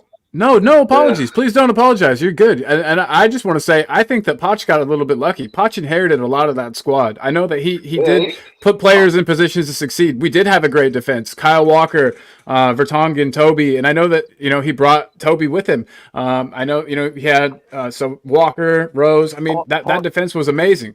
Yeah. Poch also had Paul Mitchell to work with, and they had a very good relationship working with each other. And Paul Mitchell brought in a lot of the players that Poch wanted.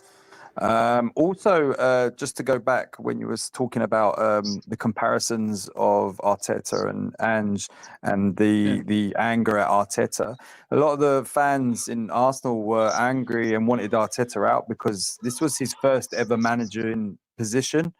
So a lot of people thought he was inexperienced and he wasn't ready to be a manager of such a top flight club.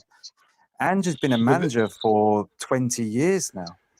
But the excuse that everyone always says is that he's never managed a top club. So it's kind of I see similarities there. I mean, Celtic, whatever you can say about the league, Celtic are a top club. Like in itself, they are a renowned club around the world. They are. Yes, sir, They've got a huge fan base, and if you don't win the league there, then the fans will want you out. So if anything but first place in the league, you are considered a failure. So the pressure is there in other ways. Obviously, you've got the better funds to win the league in that league. But if you don't win the league, even if you come second to Rangers, it's considered a failure. Fair. I was also going to say as well, because obviously Ange has been a manager for 26 years. He hasn't done it at the top flight. Yes, I know Celtic are a big club over there, and Arteta's not had a management career, but he knows the English game so well. I think that's what works in his favour. So he knows when to defend and when to go forward. It's the same thing like kind of Daniel said. So it might be a little bit of naivety on Ange's side. It's definitely naivety. But with Mikel, he knows the game. He's been a player in the Premier League. He knows when to defend. He's worked under Pep. But I don't class Pep as an amazing manager because he only goes to clubs that's got money. He couldn't do this stuff at Tottenham, 100%. So, but Arteta, he is a good manager, and because they've stuck with him, Arsenal buy literally one or two players, and they're big players. Declan Rice has changed that team completely. Oh yeah, and that's what we need. We need one game changer a season to bring someone in, and we just don't do that because obviously there's a big bald man up front who has the checkbook. But I'm not going to get into that because there's too much on it. But we can talk about Levy for a long time. Yeah, Ange needs to sort something out. He needs to stop being stubborn a little bit and go, actually, it's not working. Let's do this.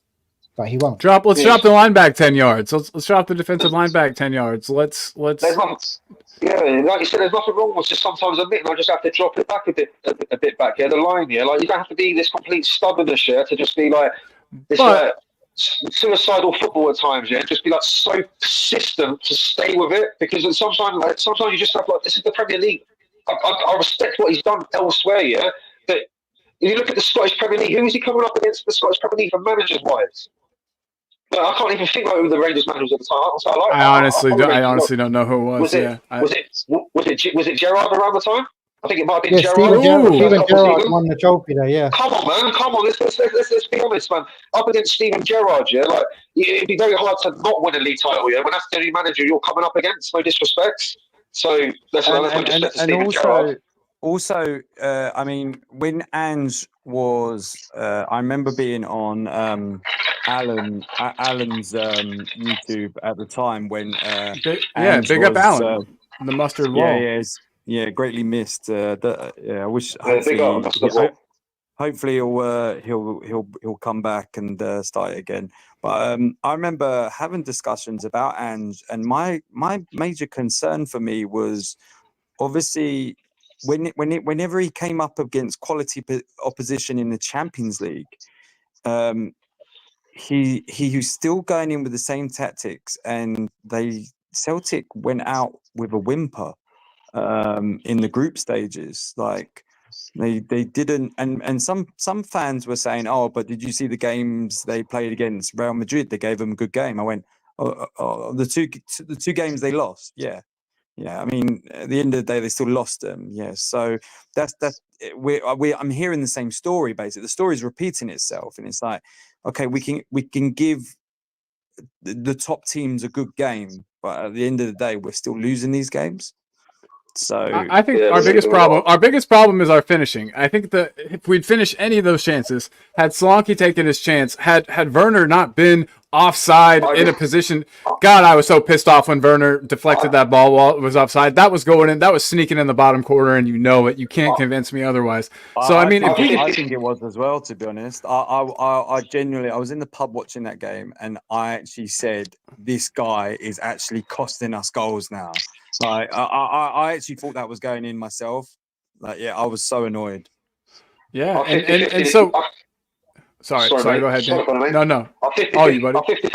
I'm 50-50 agree with you on that comment here, but I also think the main reason why we're struggling at the moment is we're not even creating clear-cut opportunities at a regular in the system. Was a system that was basically we were told at the beginning was a system that creates a lot of opportunities.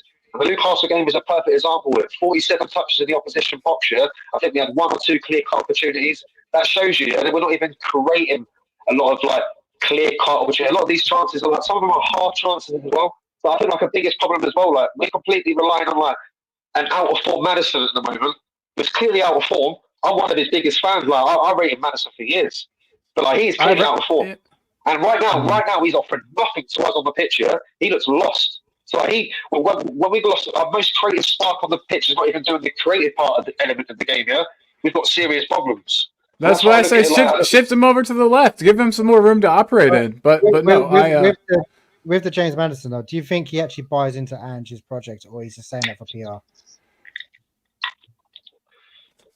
Who's to say? That's a hard question to answer. I do think though, we talk about goals and chances created. We have to remember last season we outscored the season before that when we had Kane.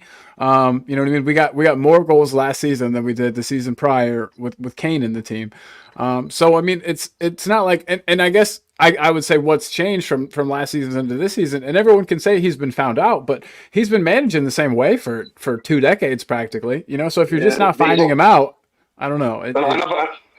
Another thing as well, mate, is that we've got one of the most unbalanced midfields in the Premier League over the last year or 2 years. We've not managed to have any sort of a sustainable starting 11 central midfield free since he's been there, and it's now becoming a real problem where he doesn't know which midfield three he wants to play in this game or this game.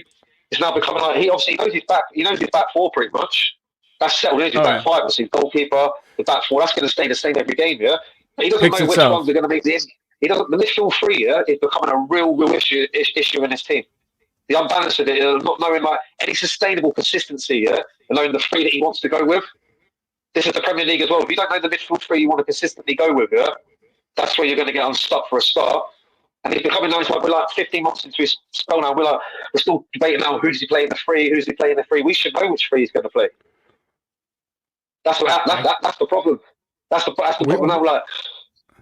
Sorry, much of a muchness. We don't really have any. Yeah, Jamie. Sorry, go ahead, buddy. I was say I think if we backed Poch when he said about paying for Robert, I think we would have won a trophy by now. I don't know if you guys agree, because we were starting to do something, but then obviously we fell off with the whole Champions League and whatnot. I'll be honest with you. I'm going to sound like a bit of an idiot. I was one of the people who actually said Poch needed to go at the time as well. This is all based and I'm going to come back and admit I was wrong. I'm going to come back and admit I was wrong. That's a good man. I don't think at the time he went, he needed to go, but that was not his fault. It was that 2019 before 2019, the 18 months of no transfers that just completely killed not just him. It has had a detrimental effect right up until this summer. Literally, this summer has been the end of that effect on this club those lack of those 2 windows of no money being spent. That's how bad it's been. And I agree. Would you take Poch back if he came back now?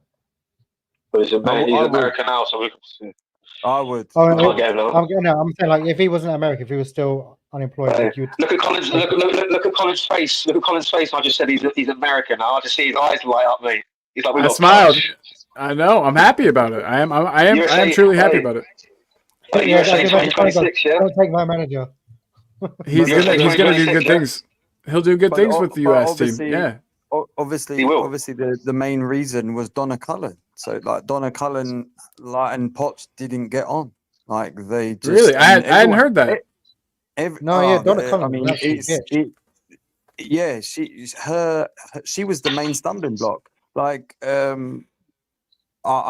know a guy who played golf with Potch's agent, and at the time, just before when we had Stellini in charge, after Conte gone, they were talking to him, and then they just basically said they said, oh, we're going to come back to you, and they never did. And there's loads of inside rumors that Donna Cullen and Potts they just did not get on. Damn, I had no idea. I never heard that. Jamie, this is where Jamie, this is what you said earlier about. This is where I think I went wrong with that, saying Potts needed to get sacked, and then obviously I admit I was wrong. Like, if I'd known the mismatch of managers we were going to have over the next 3 or 4 years, we was going to go through like Conte, Mourinho. We were just going to go through like complete no long term at all building at all. We were just going to think for the short term, and we were going to get no success from it at all. I would have backed Potts through this little period here that he was obviously having. The only thing that really scared me was that away record, yeah. Before he got sacked, I think he went, was it nearly 12 calendar months without an away win in the Premier League. That's when you should have seen the warning signs. That's what the warning signs mean. I think it was the Champions League papered over all the cracks, man. Yeah, you know, papered over a lot of the cracks. I remember there was a game where we were 2-0 up away at the Emirates. I think it was beginning. It was like that was just before he got sacked. And this is obviously another reason why people forget why he got sacked as well, around the time as well, that we lost 7-2 to Bayern. That played a massive part, yeah? We had our worst ever Champions League defeat, yeah? Right after we got to the Champions League final, 3 months before? So we've gone from like the top of like the hitting the Champions League remedy to going right to the bottom, like in the space of like 3 or 4 months. That played a part as well. But I would have backed him through this bad period, yeah, because I think we'd have been more long-term thinking we'll Poch over the next 3 or 4 years than just going for like this Conte, Mourinho, and then obviously because he now cannot go back to the win now manager in my eyes. That's why I'm a bit iffy about Tuchel coming in. Because I don't think Tuchel works for leaving. Like he's going to have to. He sold us now. This is apparently a project and everything like that. But now Ange is telling us we can win a league. We can maybe win a league, get into a title race within our first or second season. So there's mixed messages. Now we're signing Timo Werner as 27, 28. And then we're signing a 21-year-old Odobert. So, like, which winger do we want? Do we want like a 28-year-old winger, or do we want a 20-year-old winger? Like, in my eyes, just don't get Timo Werner at all. Yeah, then get Odobert and then bring someone else in. That sends more of a clear message to Spurs fans. Like, I'm going to be a bit more patient. I'm going to be a bit more patient with it, yeah, because at the end of the day, that's all we can do as fans, yeah, because he ain't going to get. I don't want to see him get sacked. He ain't going to get sacked like today or tomorrow. But the Coventry game and the Brentford game are massive in my eyes, yeah, because if he goes out back to back against Coventry in the 3rd round after going out in the 2nd round last season, that then becomes a bit of an issue. He then becomes really bad in the cups. That's proven. Right. And if he then do not beat Brentford and we're sitting with 5 points after 5 games, yeah, that is not that. We're going to be like 13th or 14th in the league. That's us already playing catch up already in a league season when we usually have a good start to a Premier League season. That's a complete mirror opposite to last season where he had the best league start to a Premier League season ever by any manager ever after the first 10 games, yeah. And now he's doing the opposite. I want to see how he can handle I want to see how he can handle this first like real pressure he's under in his Spurs campaign. A ton of adversity that I don't think he's really been under, had to fight against. He had injuries. He had adversity last season with the injuries, but then people gave him a bit of like leeway with that because obviously the injuries, which is understandable. But now he's under his first real bit of pressure as a Spurs manager. Where this Brentford game on Saturday, in my eyes, is definitely a must-win. If we do not win this game here, there is real serious problem. That's another home game as well at home. Is it at home to Brentford? Yeah, it's at home to Brentford. But I was going to quickly say as well. So Yeah, real quick, I just wanted to say, Fabrizio Romano just tweeted this out, and just a harmless potato was bringing it up. That's why I brought it up too. Fabrizio Romano, however much faith you put into him, or however much he knows, or who he knows, whatever. But he says Ange Postecoglou is not in any danger of losing his job despite Tottenham's slow start. The club's project is all centered around Ange Postecoglou. Even if it's been a difficult start to the season, they are 100% trusting the manager. So sorry, Colin. But I look at that as very troubling. That's a very troubling statement, yeah. Because if they're already coming out after 4 games, yeah, already having to say that as a statement, that shows me, yeah, that behind the scenes, yeah, there's already doubts. Yeah, because they're coming out after 4 or 5 games saying that, yeah, already into the season. After we've already done that is very troubling, mate. That to me is a vote of confidence already. That's a vote of confidence. Yeah, I was just about to say the same thing. Like the fact that it's come from. I mean, I rate Fabrizio Romano. Like he gets a lot of things right. So the fact that he's even took time out to tweet that, like, it's quite worrying. Like I wouldn't have expected that to even be a topic at the moment. Like in actual media. Like I thought it was just amongst our fans that were talking about that, but the fact that that's come out is there must be whispers then. I think it maybe is just to quiet down the whispers. I don't know. I'm like again. I'm ultra positive. I'm always going to be looking for positivity, just because, like I always say, like life is shitty enough. If I can't find some positivity in football, like I'm screwed. So like. So that's why I try to just remain like almost diluted in my positivity. But I like the fact that Ange is brave. I like the fact. I know a lot of people won't like it, but I that little interview clip that a lot of people think is not awesome, doesn't come off well for him. I kind of like it though. I kind of like that he's fiery. I like that we've got a manager that's sort of a dick. Because. At least he's not a nice guy. Spurs have been accused of being nice guys for a really long time, and it's the truth. I mean, our players don't have enough hunger, don't have enough bite, and I think it starts with the manager. And if he could get some of that to the players, I think we'd be in a lot better shape. I was going to say, we're a bit more nasty when we had Jose, but because obviously, remember the documentary.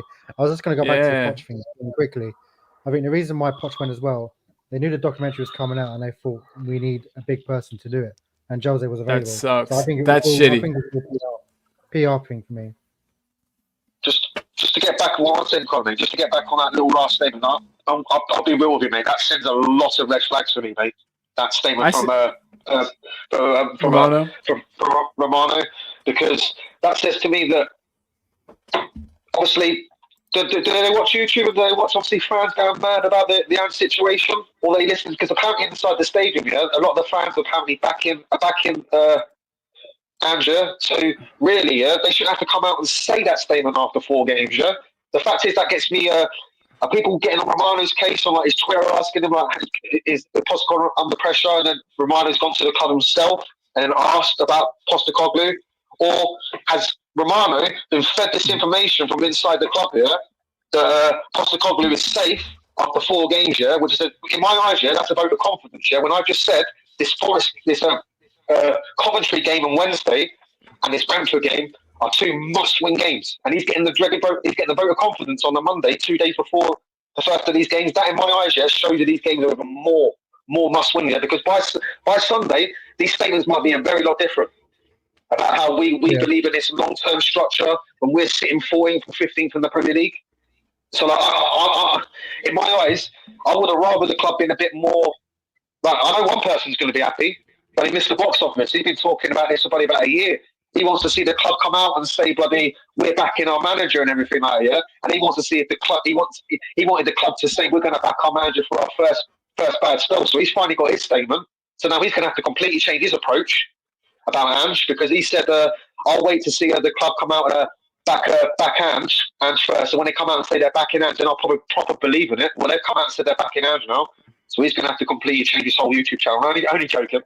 Big up Alex box office. We love you, Alex. Big up, man. big up Mr. Box Office. As well, like let's be real. Coventry's no pushover because they got quite far in the FA Cup last year. Yeah, they did get far in the FA Cup. They're gonna look. They're gonna sit back, bro. They're gonna sit back against us and make it tough. Be proper up to this as well because obviously they've done us in the FA Cup anyway. But they're gonna be. I know this is sometimes you have to look for like the difference in the games. Like League Cup third round game away at Coventry to an FA Cup semi-final, Wembley against Man United. Like the reason why Coventry might have got a 3-3 there is because they were playing out their skins in the game. They knew they were never going to get an opportunity to probably play in again for like another 40 years. So that might play an opportunity why Coventry put in a performance like that. They were like 2 or 3 down and they managed to get back in the game. Coventry so far. A decent side. Coventry have only won. They've only won one game though as well in the league. So they're not in good form. They're not in good form either. Tottenham, so we're there to help them any way possible. Like if we don't go away to like a Coventry in a third round League Cup tie and like get at least a 2 or 3-0, that's usually. Can I say something though? I think we haven't put out a full strength squad or close to it because of the situation that we're in right now. I don't think that Ange can afford to rest players like he did last season. I'm talking about the Fulham game in particular. We just can't afford it. I agree. But in my opinion, with the way subs are now, like it's not like back in the day where you were limited to just 3 subs. Like you can make more subs now. So what you should be doing as a top Premier League club, doesn't matter what opposition you're playing against in a cup game, you should be putting your first team out, try and get probably a 3-goal cushion, and then you can start thinking about bringing some youngsters on and stuff like that. That's always But when it comes to cup games for us, especially last season against Fulham, it was the complete opposite. All the big players were coming on after, like once we were already 1-0 down, and it was just like trying to save the game, trying to rescue the game. Trying to save the game, and then it went to penalties, and then it was just like that game against Fulham could have been won in 90 minutes. If you just put your first team on, because Fulham rested some players as well. They had their starting goalkeeper and their starting back 4, and their midfield and striker, I believe they rested, and that was the chance to the opportunity is always at the beginning of the game, never at the end. But Spurs for some reason always do that the wrong way round. I can see that. Win the game. Jamie, win the game in the first half. Do you guys agree, Dan and Jamie? Do you agree? Start out with the strongest team possible, and then after we've got some breathing room, bring in the kids. You kind of have to. Yeah, you kind of have to, because maybe do you think Ange is focusing because he's put the pressure on stuff? He wins in second season, he's going to focus more on the cups than the actual Premier League. But Levy's going to look at, we need Champions League because we need to get the revenue in.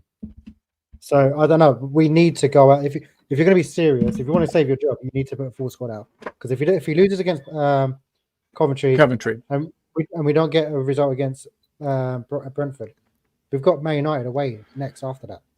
Haven't we got Europa League as well before Man United? Oh yeah, sorry, I'm going to that game. Yeah, we got the Europa League as well on a Thursday, which they better not ruin my We've got Carrybag.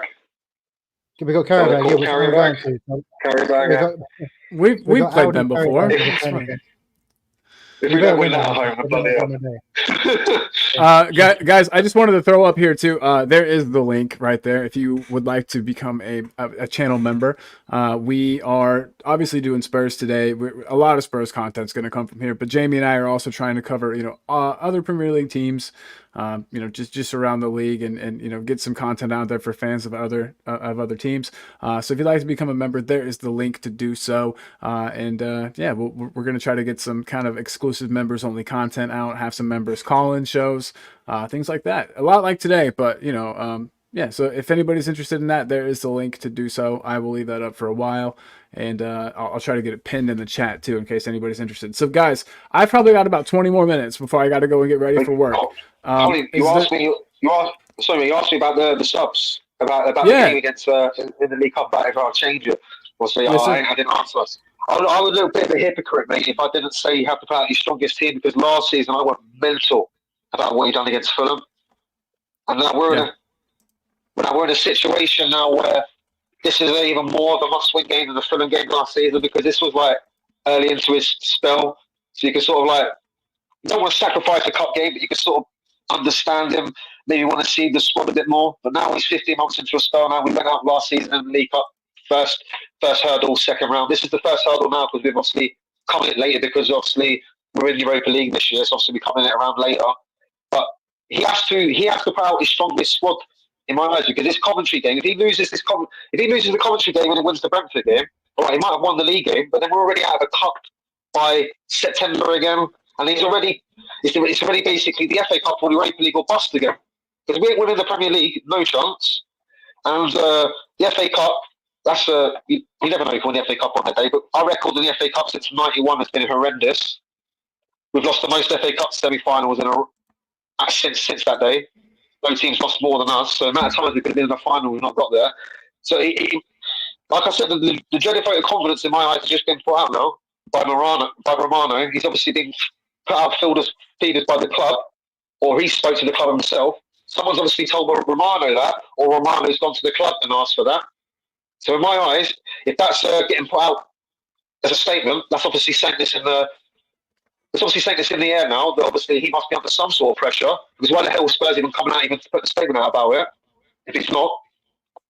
Yeah. So he has to win this Coventry game. If he does not win this Coventry game and then does not beat Brentford on Saturday, I'll be very surprised if he's going to go on Monday, mate. I'll be honest. That's just me being. I was going to say, I reckon. The problem is people are going to think I want him sacked. Yeah, this is me coming across as me being negative. I want him sacked. I just think I'm just being realistic about it. Like we cannot.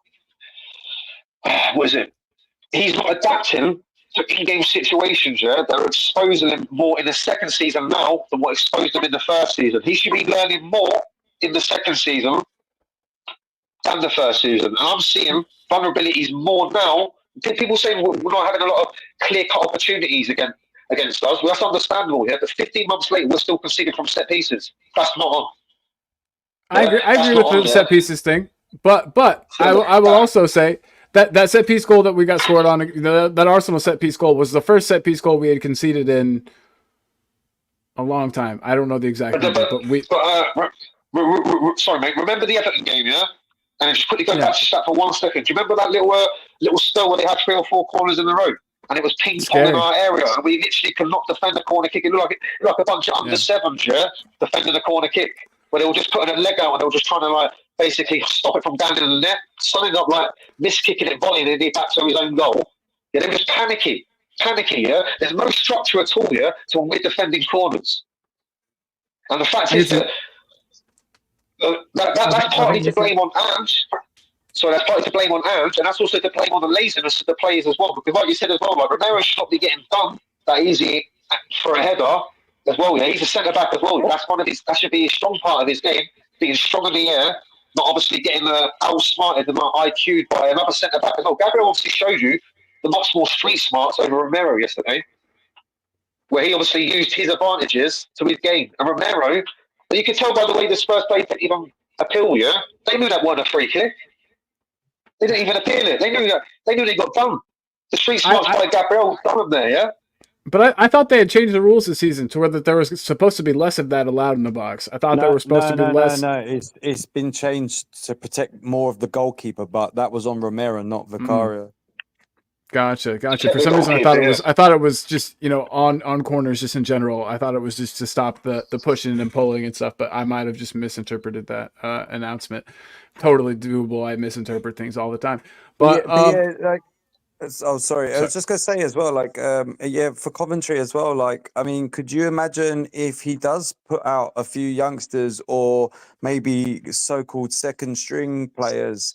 And we go 1-0 down, are you really going to think these players are going to, like, could you imagine like 1 or 2 youngsters being in the starting 11 and we go 1-0 down really early? Like, they're not the types of players that you are expecting to bring us back level. Like, you're going to be really worrying then. But if it's against the first team, like, they're kind of you're going to be like, okay, right, it's probably just a setback. We can still come back in this. But if it's a second string 11 that we're going to see against Coventry and we go 1-0 down, I'm going to be worrying now for the rest of the game if it's an early goal that goes in. I think I'm gonna say I think there's gonna be changes, but I don't think there'll be that many. I reckon if it was me, if what he's gonna choose, I reckon Brandon Austin starts in goal. I think Vicario will ever go, and then I reckon Porro will start, Dragerson and Mickey, and then it'd be Jed Spence midfield. I think Basuma will be fit, so I reckon Basuma will play. It'd be Kulu, Archie, and Bergville, and then you've got. I reckon someone start. Slanky will be up front.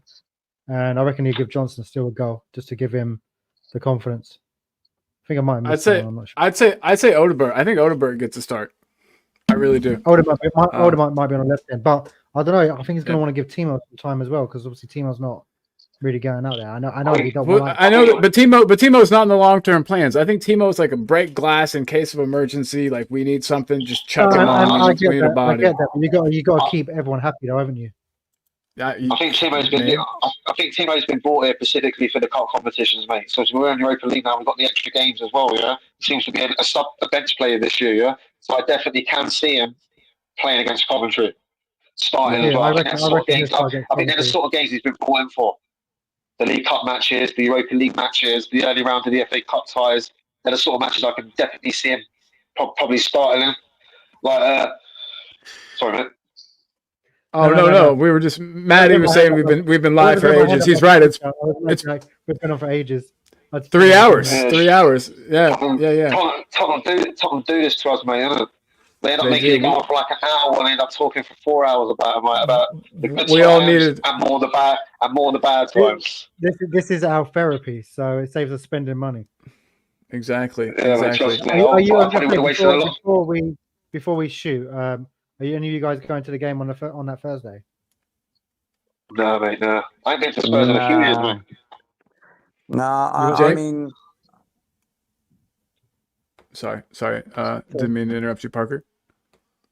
I mean, I don't know. Like, I don't like the whole. I refuse to buy a membership for Spurs. I'm very much. I don't know. I'm quite like a socialist when it comes to football. The way football is going. Like, I like going to go watch lower league football now in person because I just don't like the way football's going. I mean, you just get absolutely ripped off for going to some of the even smaller Spurs games. Like I just disagree with even the principle of buying a membership just to be able to buy a ticket. I renew mine because I don't want to lose my points. No, I know, and that's where they've got you. They've got you by the balls, haven't they? And it's just just a load of rubbish. Like it's this whole thing, do you know, about the Oasis tickets coming out? And I'm like, well, why is this not coming out about football at the moment? Like the whole membership thing, it's just a load of rubbish. Like, why should I have to pay to be able to buy a ticket?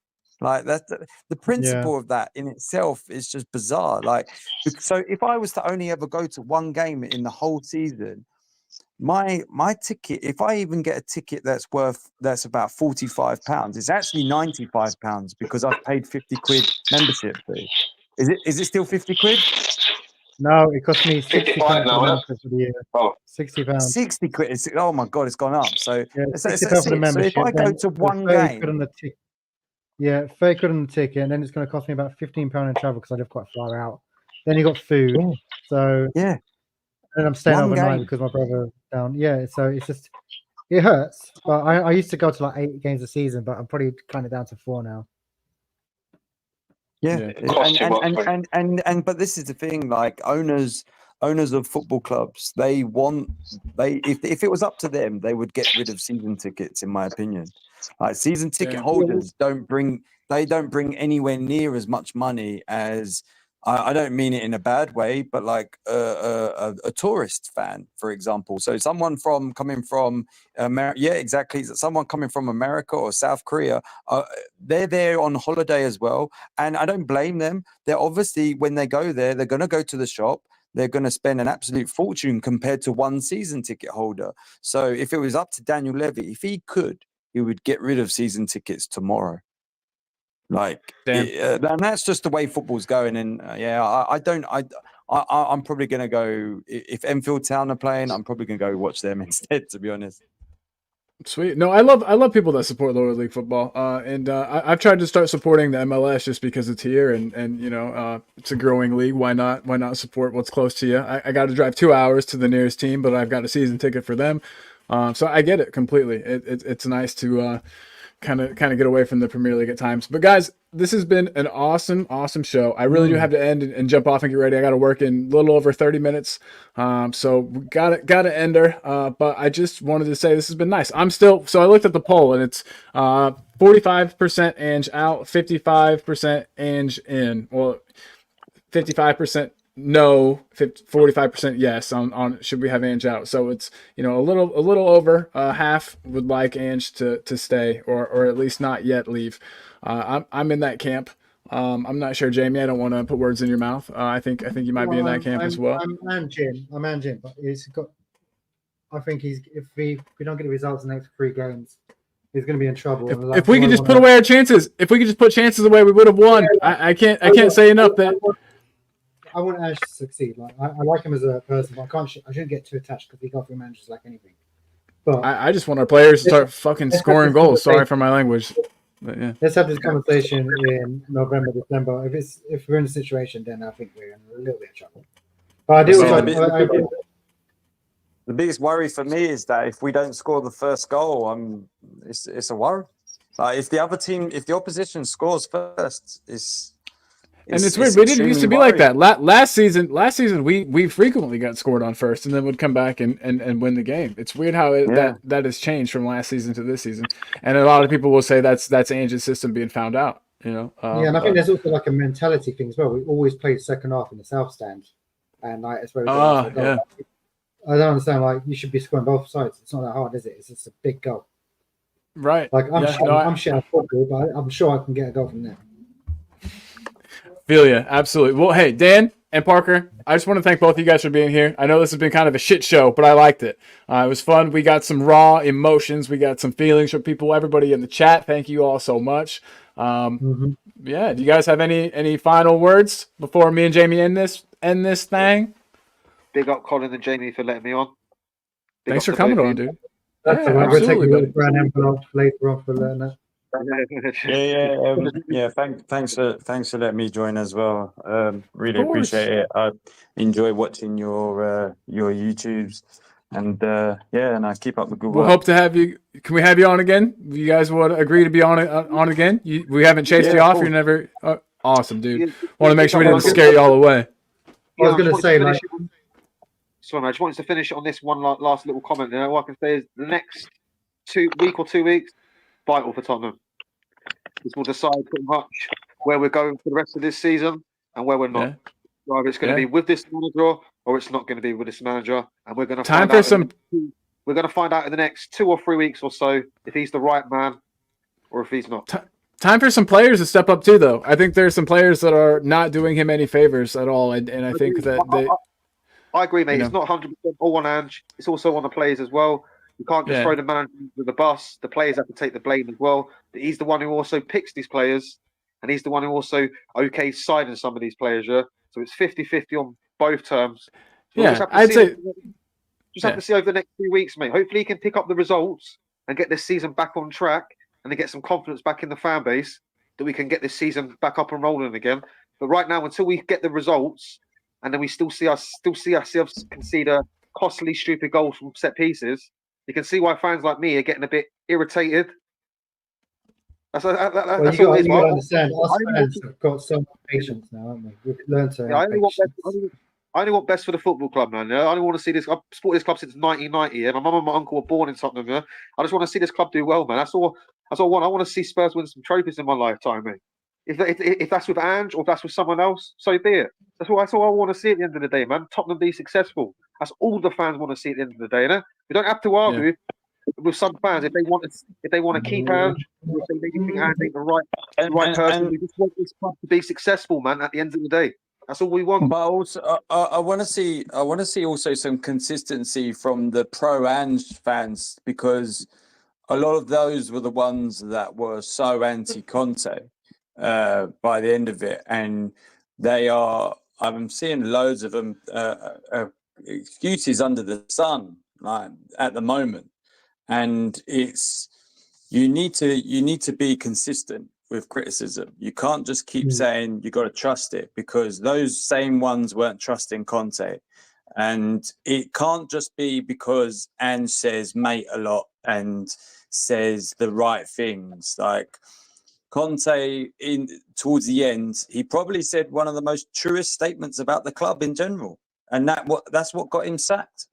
And I don't think anyone can really properly disagree with what he said before he got sacked, because it's 100% the truth. And I mean, People don't like the truth. Yeah, he spoke a lot of truth in it, and that's what got him the sack. And it was the same with Jose as well. I mean, and those two didn't get anywhere near the backing financially that Ange has got so far. So Ange has got to take a lot of criticism at the moment, and I don't want him sacked. I just want what's best for the club. Fair enough. Yeah, absolutely. Me as well. Even though I am one of the Angian people, I still think we need to give him time. I really do. But I'm excited to see what the future is going to bring. And I'm Spurs through and through, no matter who the manager is. I just think that this manager merry-go-round type deal is a recipe for disaster. That's how you wind up with a weird mush up of players from all different managers that don't fit together, and that's what we're trying to fight through now and get rid of the players. So yeah, I don't know. I hope we keep him longer. I hope he can start to succeed. I think a couple goals and a lot of these losses turn into victories, and people I think people's minds might be changed, and hopefully we AJ's got it right there. No manager will be successful. I'll leave you and Enoch in charge. That is a topic for a whole nother show. We could do a whole show about that, a whole nother 3 hours. But it's been 3 hours, 21 minutes, guys. So I really do got ahead. So I will say what I always say: be good to yourself, be good to other people, and it'll come back. Life will be better. Just be nice to people is my main thing. Jamie, you got any final last words? Yeah, like the Joe Springer show, like we always say at the end of it. I'd say, look, we've only got a couple of days now to play again, so once we win, we'll be a little bit more happier. Backhand, don't abuse the players online, because it's just not working. There's too much shit going on, and it doesn't help their form. Yeah, exactly. And just come on, you Spurs. Listen, this is support the club, support the bad. Come on, players, remember to go. We're always going to be here supporting them. Yep. And then finally, again, because I'm a slag, Alloy Collectors, uk.alloycollectors.com. Code 2 sides for 15% off. You can get yourself one of these awesome little guys. And yeah, they make great gifts. Consider it. And guys, thanks again for joining us. And I'm going to end the stream with our intro because I'm obsessed with it. So here we go. And see you guys on the next one. We need to get another one as well. Peace. Spurs.